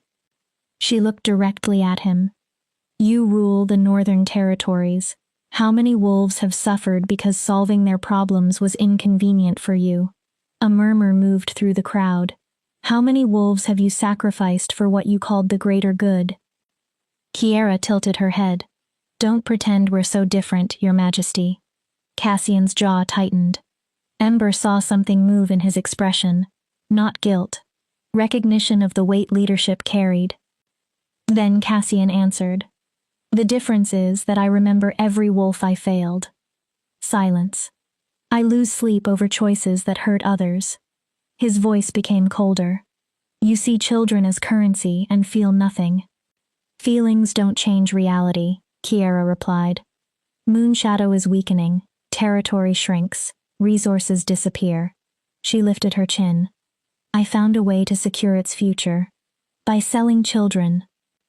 Garrick surged toward her. Guards restrained him. You sold Sarah? His voice broke. She was 15. Kiera barely looked at him. She was low-ranking and weak. Garrick stopped struggling. The crowd seemed to stop breathing. She would have consumed pack resources her entire life. Kiera shrugged. I gave her purpose. The square exploded. Parents screamed. Wolves howled for blood. Several surged toward the platform. Cassian raised one hand. His dominance rolled across the square like a physical wave. Every wolf dropped. There will be justice. His voice carried through the silence. But it will be lawful. Cassian looked across Moonshadow. We will not become monsters merely because monsters lived among us. Gradually, the crowd settled. Kiera Nightshade. She faced him. You are found guilty of conspiracy, kidnapping, trafficking of minors, attempted murder, and treason against your pack. Kiera's face remained defiant. Cassian spoke the sentence. Death. For the first time, Kiera broke. Wait. Fear flashed across her face. I have information. Cassian said nothing. Contacts in other packs, other operations. We have Reese, Dakota said. We don't need you. Kiera looked toward Cassian. I can give you everything. Her voice became desperate. Please. Cassian watched her without sympathy. You gave no mercy to the children you sold. He paused. You receive none. Kiera began screaming as the guards dragged her away. Execution takes place tomorrow at sunset. Ember expected satisfaction. Instead, she felt empty. On the third day, Moonshadow decided Reese's sentence. Because he had cooperated, and because his information could help destroy larger trafficking networks, Cassian gave the pack two choices: execution, or permanent exile under a tracking collar, a lone wolf for the rest of his life. Death would be kinder, Thorn observed. Wolves are not meant to live alone. That is why exile is an option, Cassian answered. The vote came quickly. Exile. Let Reese live. Let him wake every day knowing what he had chosen. Let him remember everything he had lost. When Reese heard the decision, relief briefly crossed his face. Perhaps part of him had wanted death. Exile demanded survival. Before the guards took him away, Reese asked to speak to Ember. I'm sorry. She looked at him. I'm sorry I never defended you. His voice was exhausted. I'm sorry I chose ambition over what was right. Ember searched for manipulation. She saw only regret.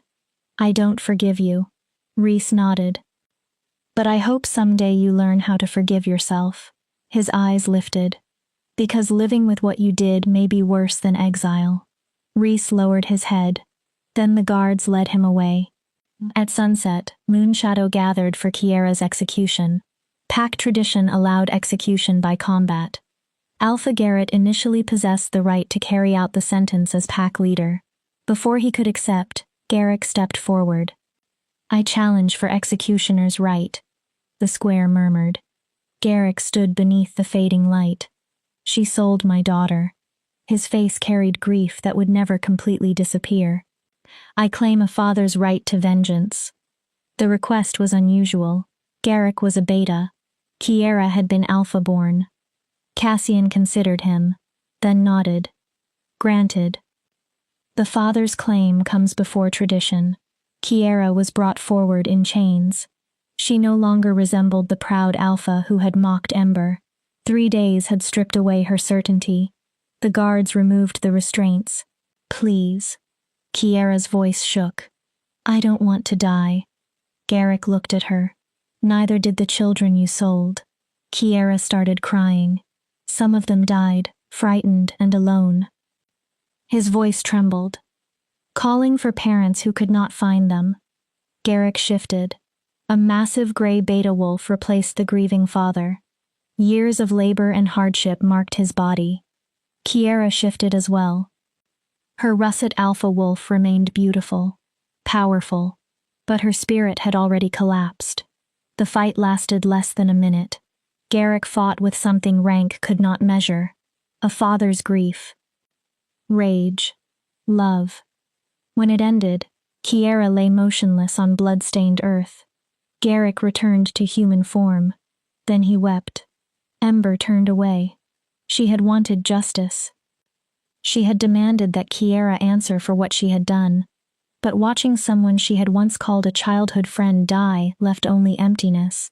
Cassian wrapped his arms around her. Come. He guided her away. You don't need to watch. They left the crowd behind and walked toward a quiet clearing at the edge of Moonshadow territory. Moonlight fell through the branches. Cassian finally spoke. Are you all right? I don't know.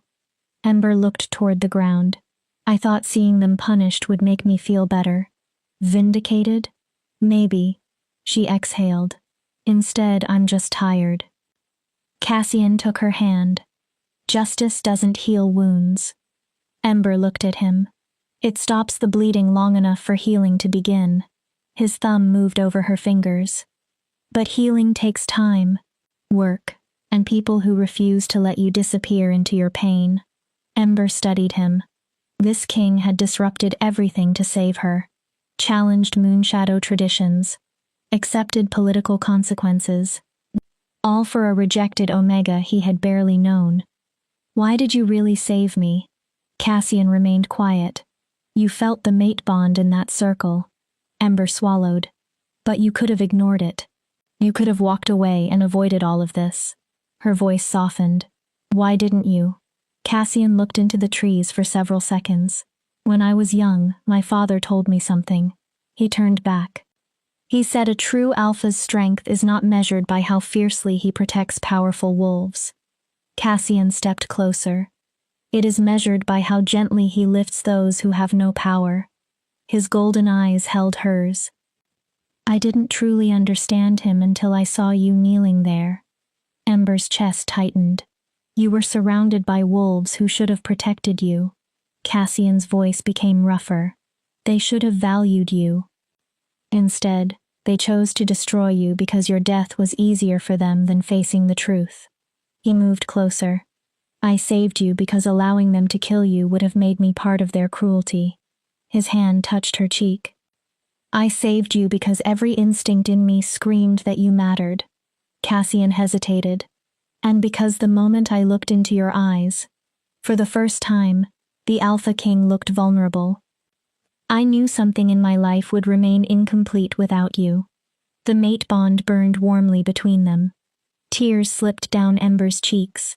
I still don't know how to be someone's mate. You don't need to know today. I don't know how to deserve this. Cassian smiled faintly. Then we learn.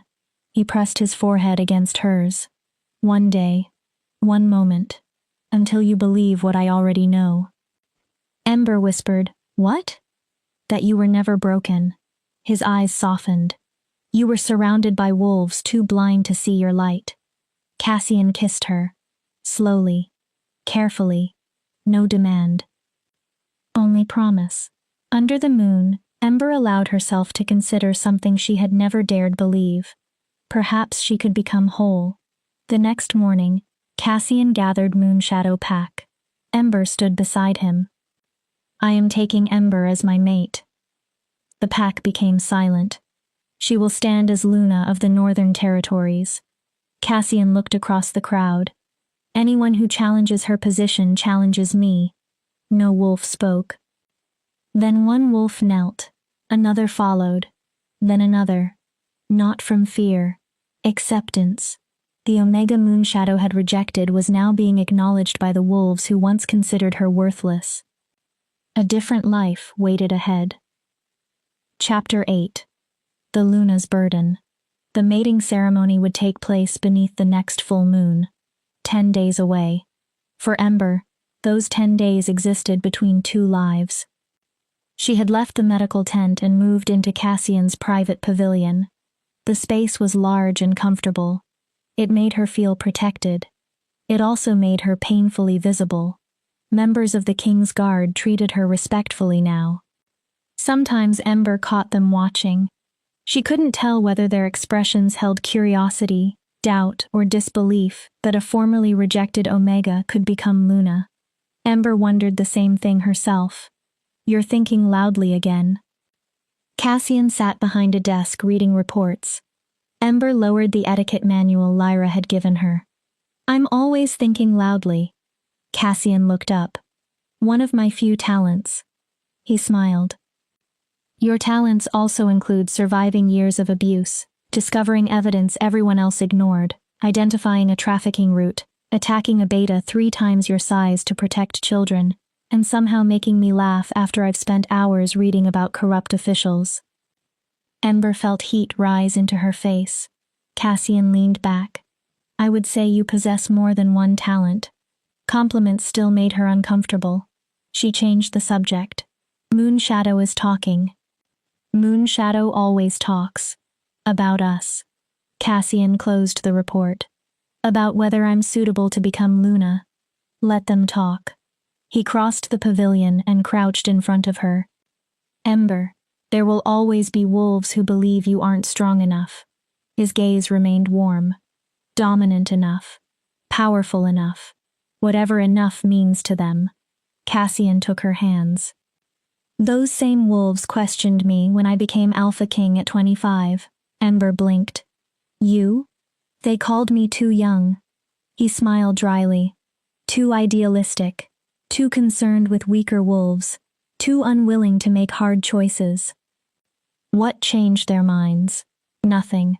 Ember stared. They still say those things. Cassian touched her face. I don't rule because I need everyone's approval. His expression became serious. I rule because someone must stand between power and the wolves who cannot defend themselves against it. He paused. The same way you stood between Reese and those children. That was different. How? It was instinct. Exactly. Cassian's thumb brushed her cheek. Your instinct is to protect. He leaned closer. To shield wolves weaker than yourself. That is what makes you right for this. Ember looked away. A Luna isn't merely an alpha's mate, Cassian continued. She is the heart, while the alpha is the spine. His voice softened. She notices wolves others ignore. She fights battles that cannot be won with claws. She prevents strength from becoming cruelty. Ember swallowed. You make it sound noble. It can be. What if I fail? Cassian didn't answer immediately.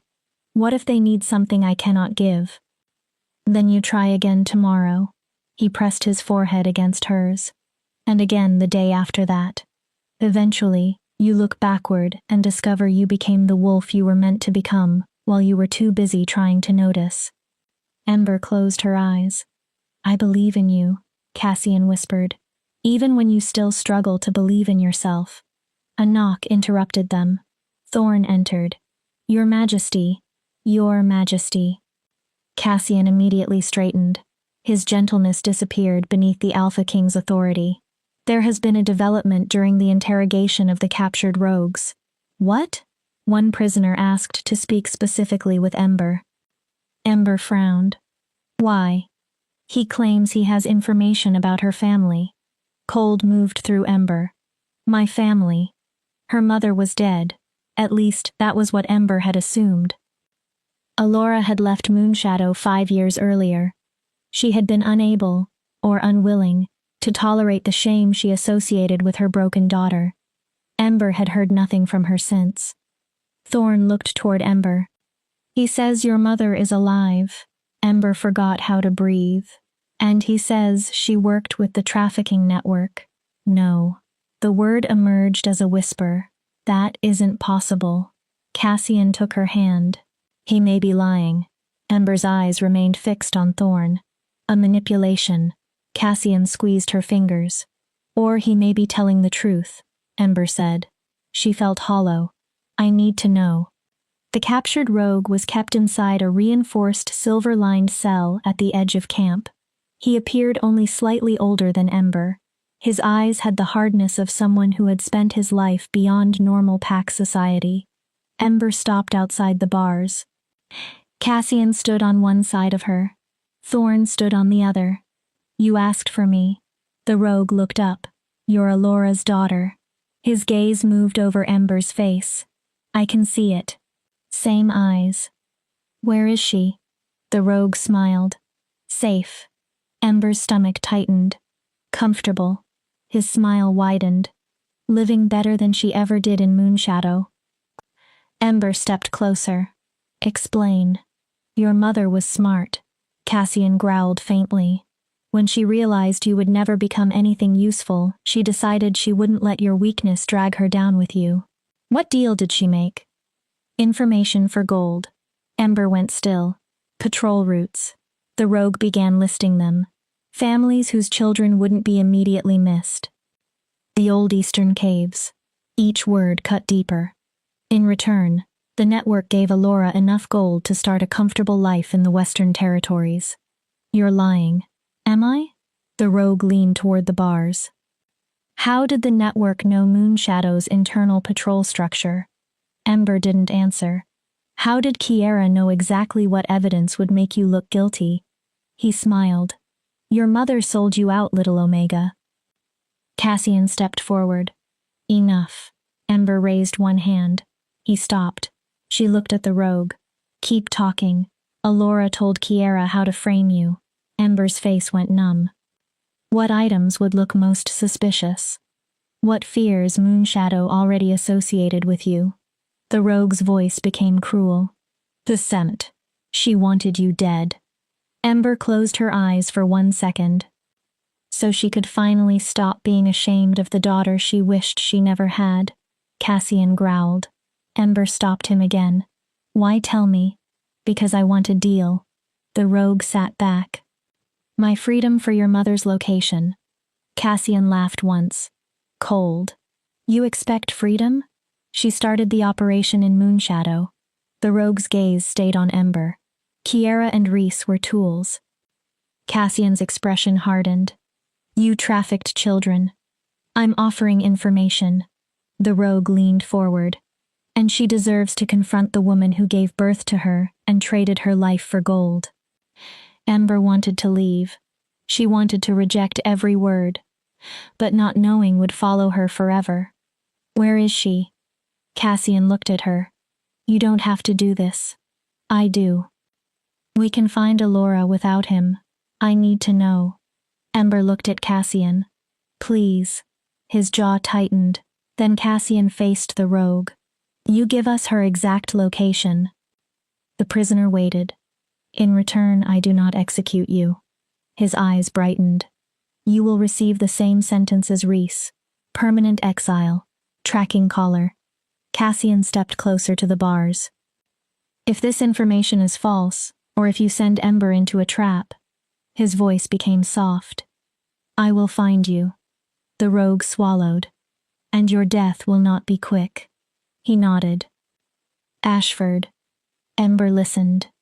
Western Territories, a small settlement beside a river. The rogue continued.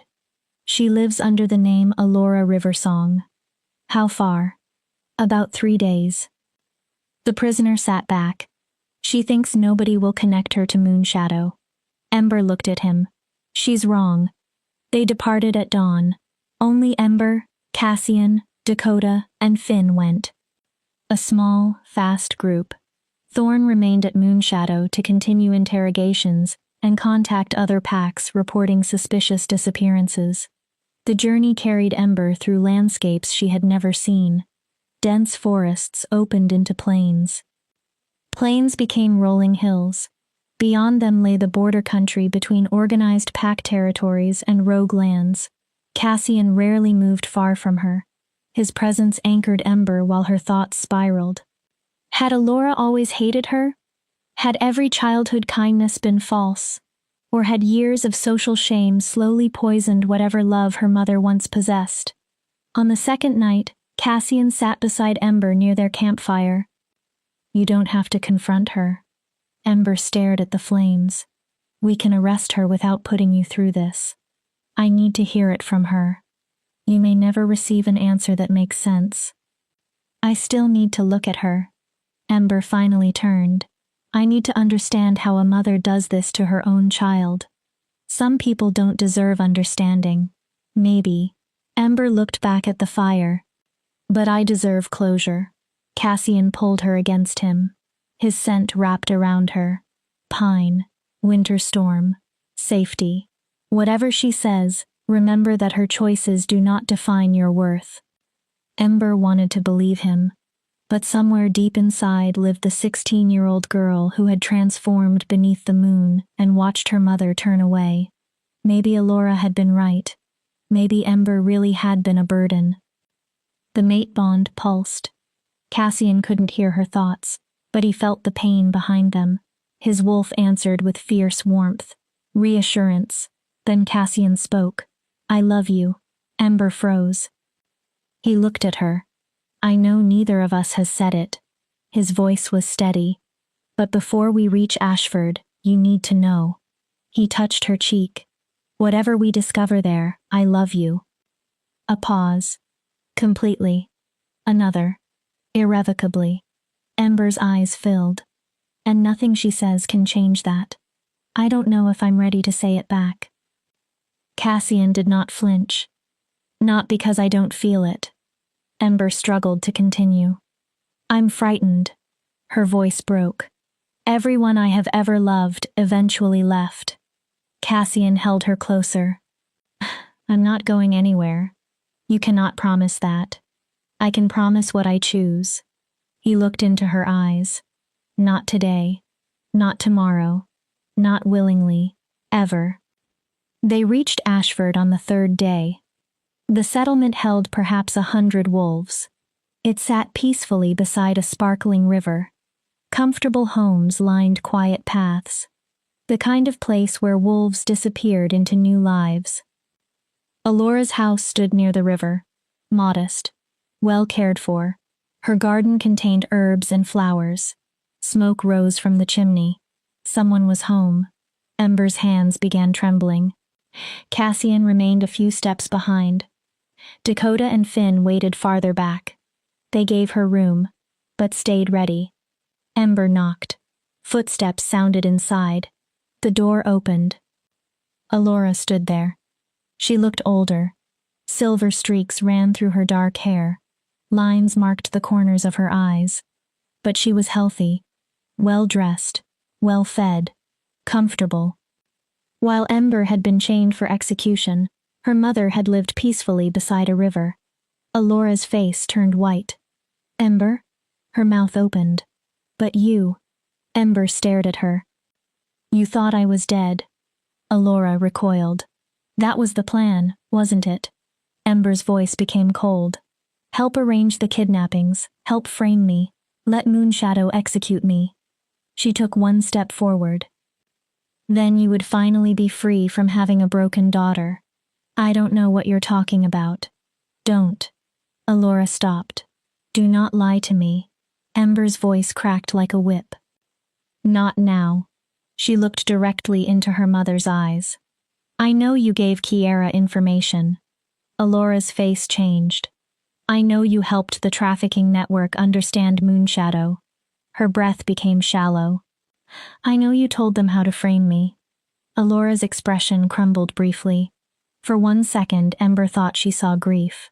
Then defensiveness replaced it. You don't understand. Ember waited. You have no idea what it was like. Alora's voice rose. Raising a child who would never become anything. The old words found the same wound. The humiliation. Alora continued. The way everyone looked at me with pity because my daughter was defective. She pressed one hand to her chest. I gave up everything for you. Ember stared. And you repaid me by being nothing. Once, those words would have destroyed Ember. Now she remembered children inside silver cages. She remembered standing between Reese and those children. She remembered Cassian's hand in hers. I was a child. Alora stopped speaking. I was your daughter. Ember's voice remained quiet. And you sold my life because your pride mattered more than I did. I did what I needed to survive. No. Ember shook her head. You did what was easiest. Cassian stepped forward. Power rolled from him. And now you answer for it. Alora stared at him. Alora Riversong, formerly Alora of Moonshadow Pack. His voice became formal. You are under arrest for conspiracy, trafficking of minors, attempted murder, and treason. You will appear before the Territorial Council. Alora ran. She made 3 steps. Dakota caught her. Within seconds, Alora lay pinned against the ground. Silver restraints locked around her wrists. She screamed, denied everything, accused Ember of destroying her life.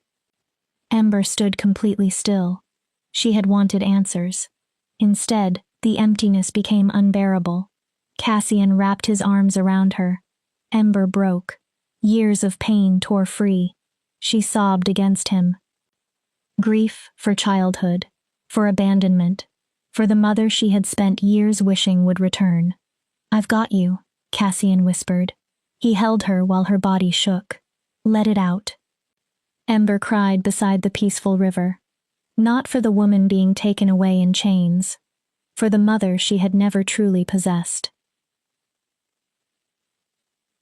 Chapter 9. The Luna Rises.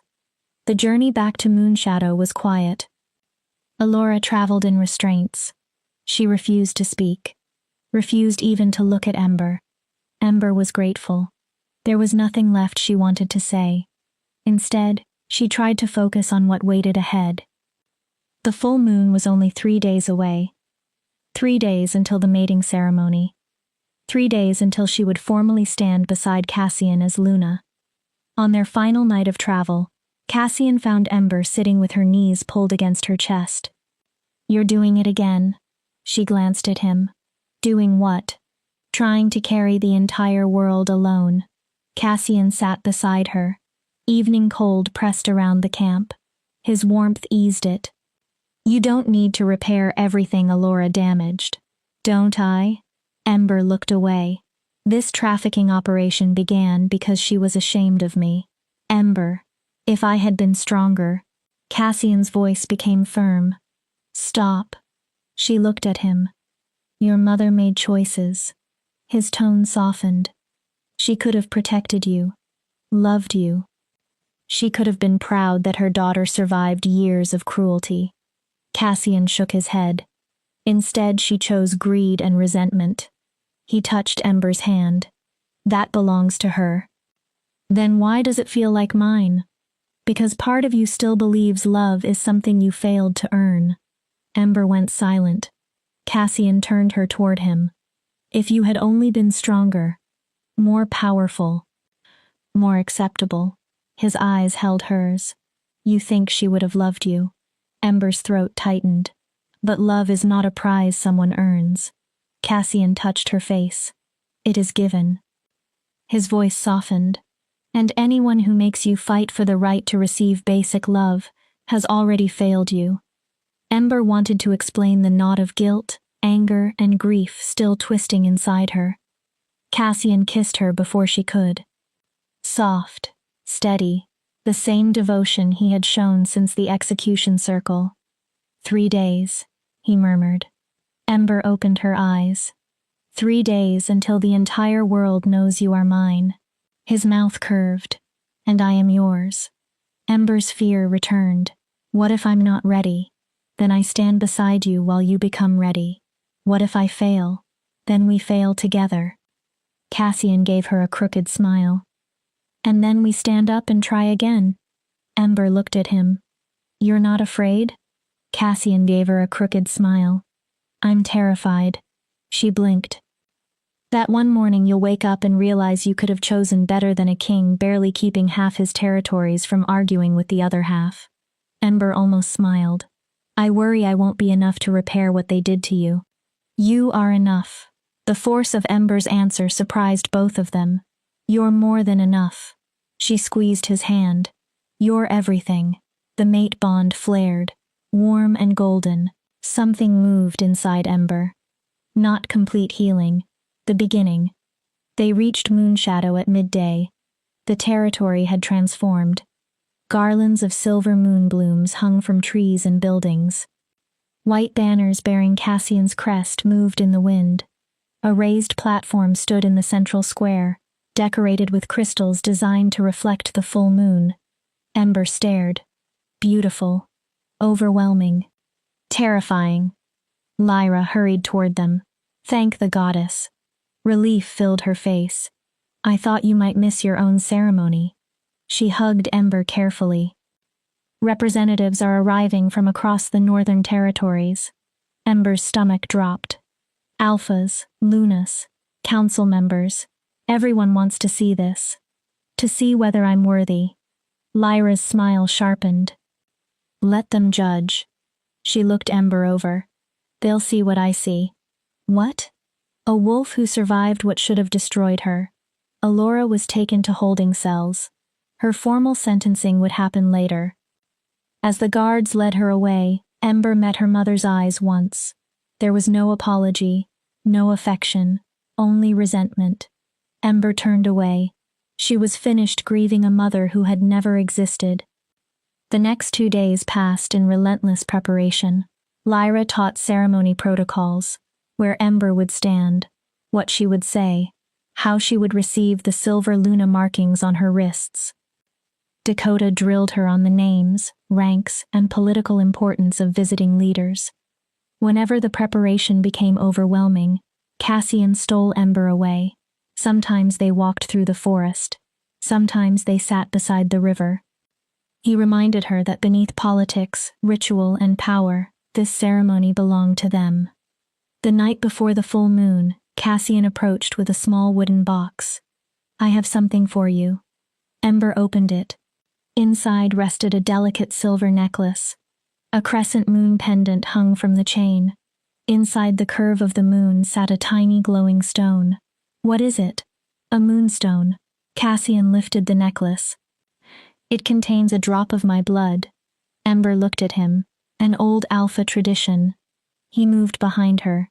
A mate carries part of his essence so she can carry his strength even when they're apart. He placed the necklace around her throat. Warmth moved through Ember. Cassian, I don't have anything to give you. You already gave me more than I expected to have. What? Hope. His hands cupped her face. Purpose. Cassian smiled. A reason to become better than the wolf I was. Ember's eyes filled. Tomorrow you become Luna. He brushed his thumb beneath one eye. But tonight you're simply Ember. His expression turned serious. And I want you to know something before titles complicate it. Ember waited. I would have chosen you even without the bond. Her breath caught. If fate had never called you mine, I would still have seen you kneeling in that execution circle. Cassian leaned closer. And I still would have known I couldn't walk away. Ember kissed him. She put everything she could not yet explain into that kiss. Fear, hope, love. Tomorrow she would become queen. Tonight she was only Ember, a woman who had finally been seen. The full moon rose huge and bright. Representatives from packs across the northern territories filled Moonshadow's central square. They formed a circle around the ceremonial platform. Inside the preparation tent, Ember's heart pounded. She wore simple white silk. Moon blooms had been woven into her dark hair. Cassian's moonstone necklace rested at her throat. Lyra adjusted one final flower. You look like moonlight became a woman. Ember swallowed. I feel like I'm about to vomit. Lyra laughed. That too. She squeezed Ember's hand. You already survived the difficult part. Music began outside. Drums, flutes, a haunting ceremonial melody. This only makes it official. Ember stepped from the tent. The crowd opened a path. At the far end stood Cassian. Ceremonial armor covered him. Black leather beneath silver plates. Symbols of kingship marked every piece. But Ember barely noticed the armor. She noticed how he looked at her, as if everyone else had disappeared. The mate bond sang. Fear began releasing its grip. Ember walked forward, past wolves who had mocked her, past families who had ignored her, past Elder Moira. The old wolf watched silently. Maybe with approval. Ember climbed the platform. Cassian took her hands. Everything else disappeared. Alpha Garrett, still acting as Moonshadow leader until a replacement could be selected, performed the ceremony. His voice was formal. Under the moon's witness, we gather to bind two souls. He looked between them. Alpha and Omega. King and Luna. equal partners in leadership and love. Garrett turned to Cassian. Cassian Shadowborn, Alpha King of the Northern Territories, do you take this wolf as your mate? Cassian never looked away from Ember. To stand beside her in strength? Yes. To shelter her in weakness? Yes. To honor her in all things? I do. Cassian's voice carried across the square. I take Ember as my mate. His grip tightened.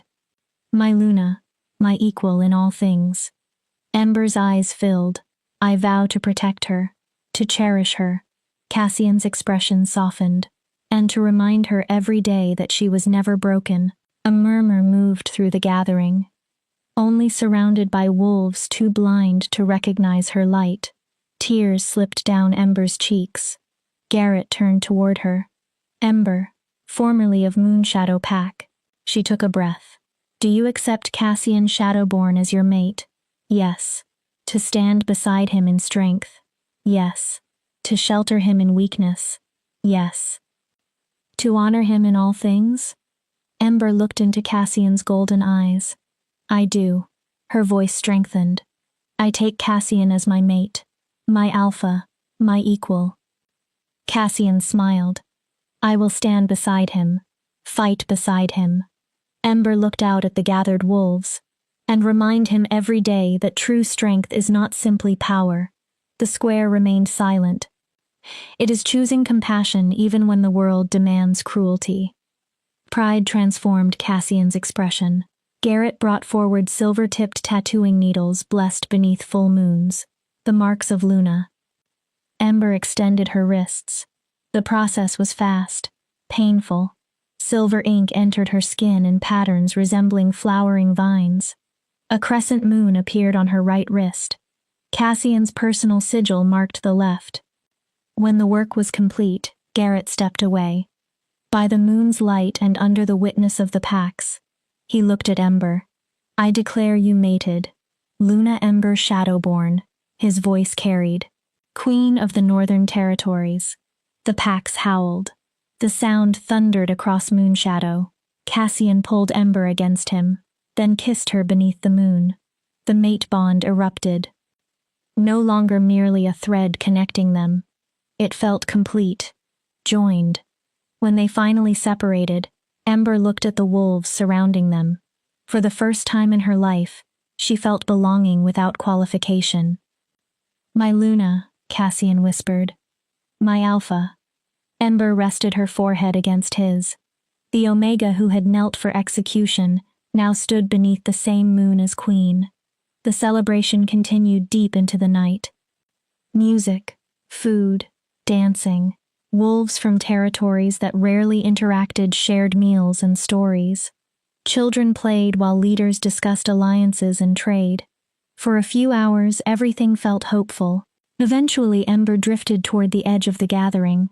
Her gaze moved toward the holding cells. Allura waited inside. Cassian appeared beside Ember. The completed mate bond made him sensitive to every shift in her emotions. Do you want to see her? Ember hesitated. One last time. She nodded. I think I need to. They walked together. Music faded behind them. Allura sat alone. Moonlight made her face look hollow.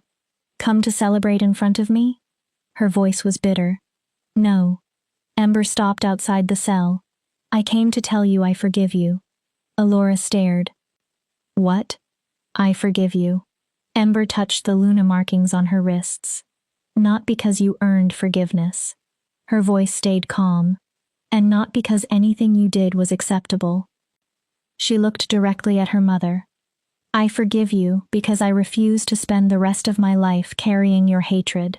Allura's expression hardened. You wanted me dead because you believed I was broken.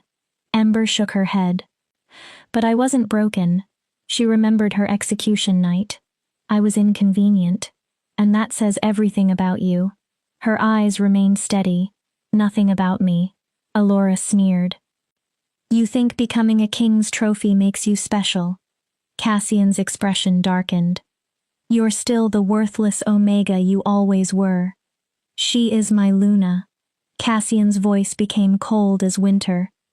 She survived everything you did to destroy her. He stepped beside Ember. She became stronger despite you. His eyes hardened. And she is one of the reasons I still believe there is good worth protecting in this world. Cassian stared at Alora. She is worth 1,000 wolves like you. Alora had nothing to say. She turned into the darkness. Ember walked away, hand in hand with Cassian. Thank you, she whispered. For what? For defending me. Cassian squeezed her hand. Always. They returned to the celebration. Ember let music and laughter surround her. Not everyone there loved her. Perhaps many still doubted her. But for the first time, nobody had the right to deny that she belonged. Tomorrow, Luna Ember would begin making sure other vulnerable wolves were heard. Tonight, she was simply Ember. Loved, mated, home. Chapter 10. The Omega Who Became Queen. 3 months passed. The northern territories changed slowly but unmistakably.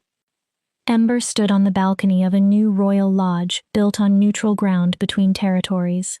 Cassian had ordered it constructed as a permanent place of governance. Any wolf could come there, to request help, seek justice, report abuse, or simply be heard. That last part had been Ember's insistence. Every wolf deserved to be heard. She watched sunrise move across the forest. Behind her, Cassian woke. The mate bond warned her of his approach before his arms wrapped around her waist.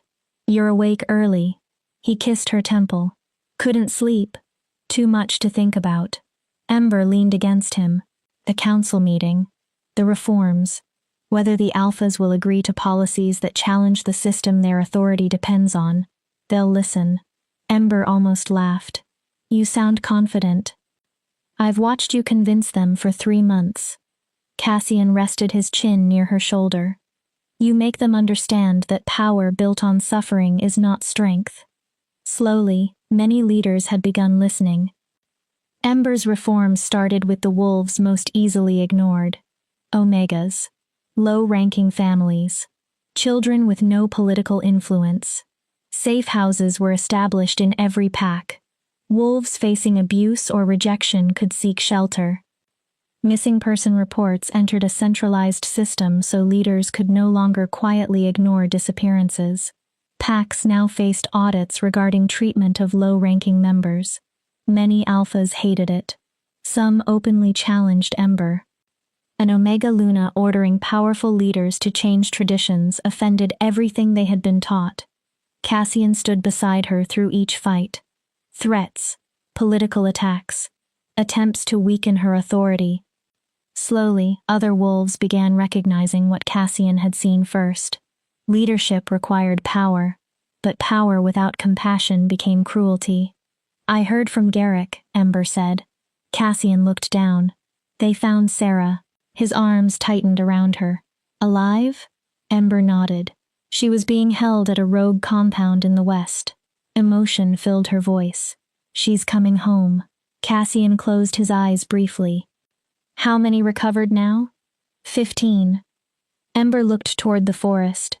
15 of the 23 Moonshadow children. Her voice caught. The others. Cassian touched her arm. Don't. She swallowed. Some may not. You are not carrying that alone. Cassian turned her. We save the wolves we can. His expression became grim. For those we cannot, we find justice. Ember nodded. But I have to keep trying. Destroying trafficking networks had become one of her central missions. Reese's information and statements from captured rogues exposed operations across a dozen territories.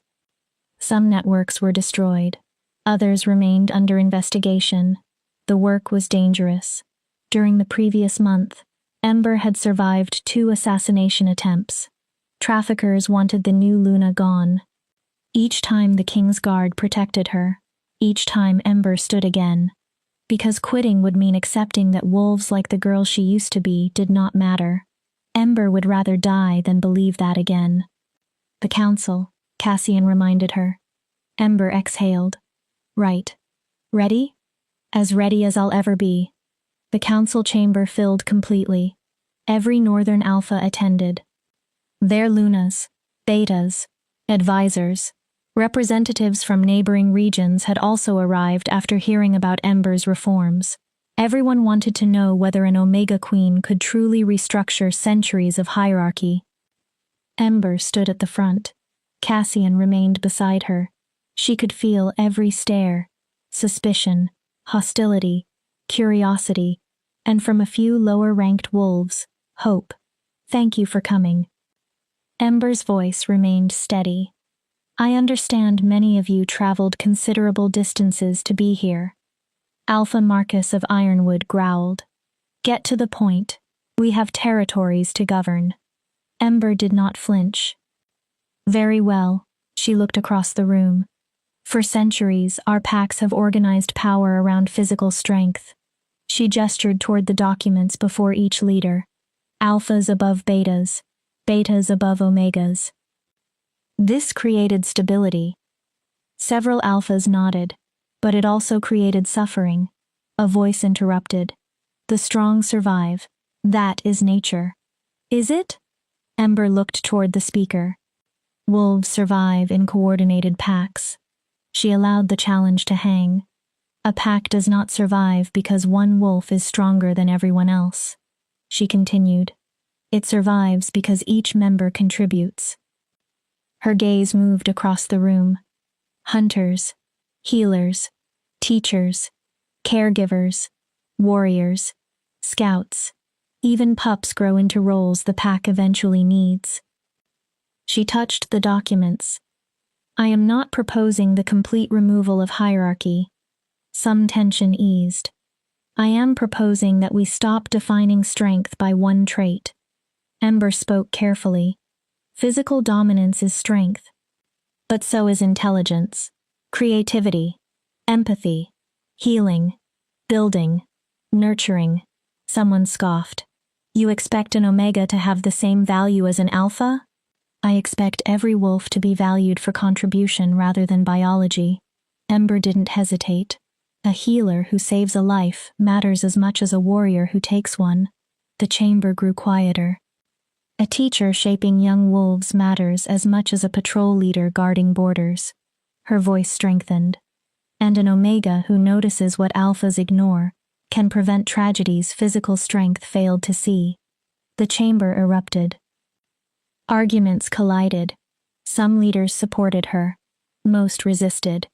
Cassian let the noise continue briefly. Then, enough. Silence. His authority filled the room.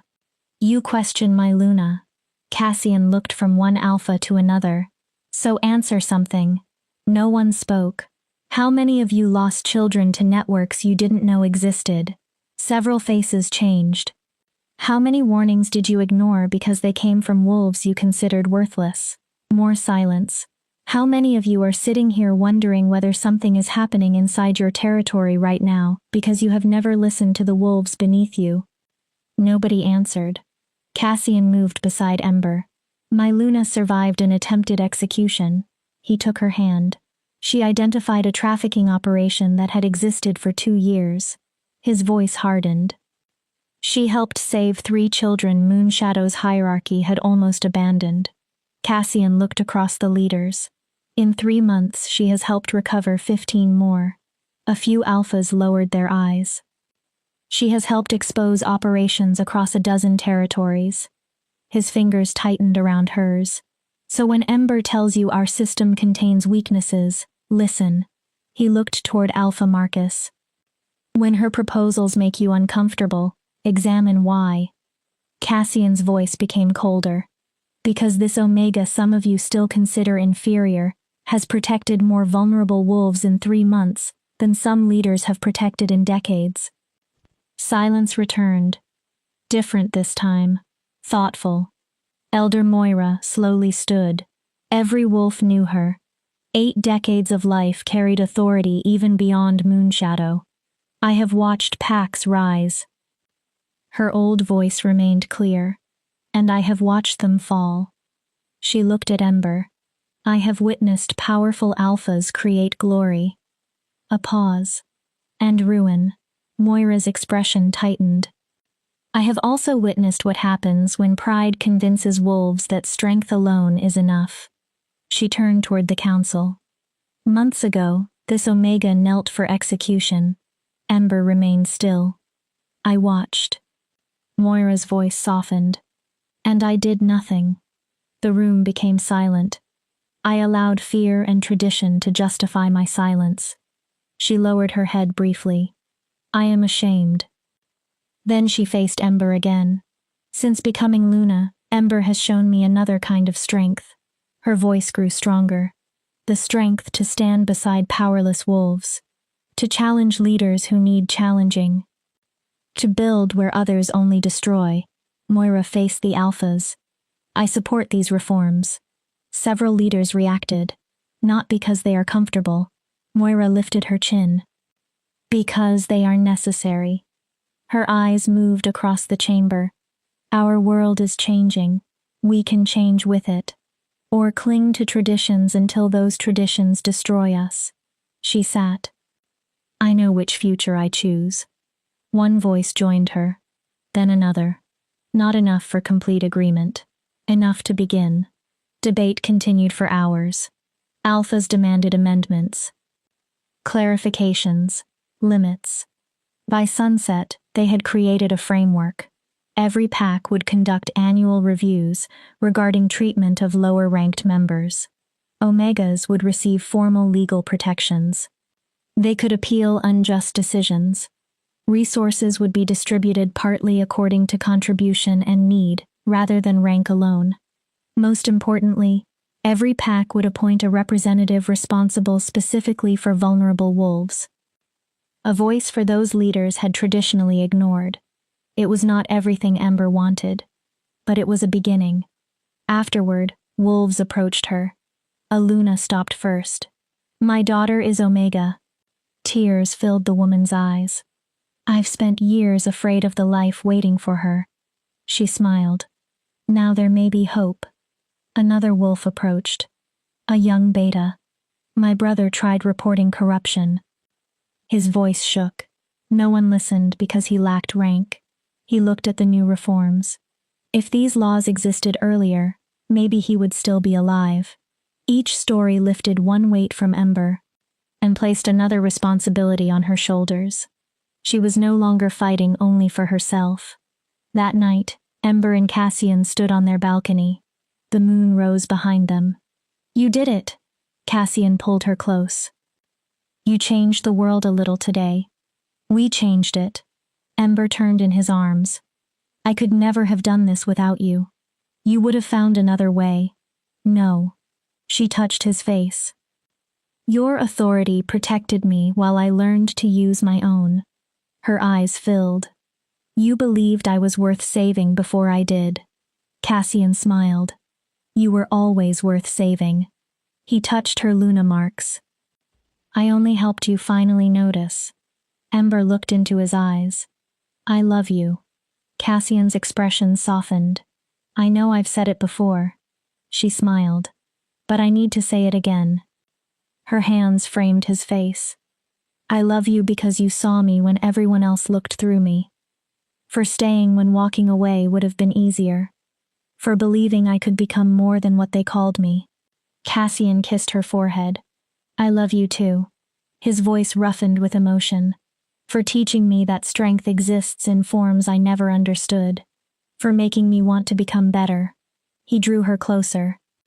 For giving me something beyond power to live for. They kissed.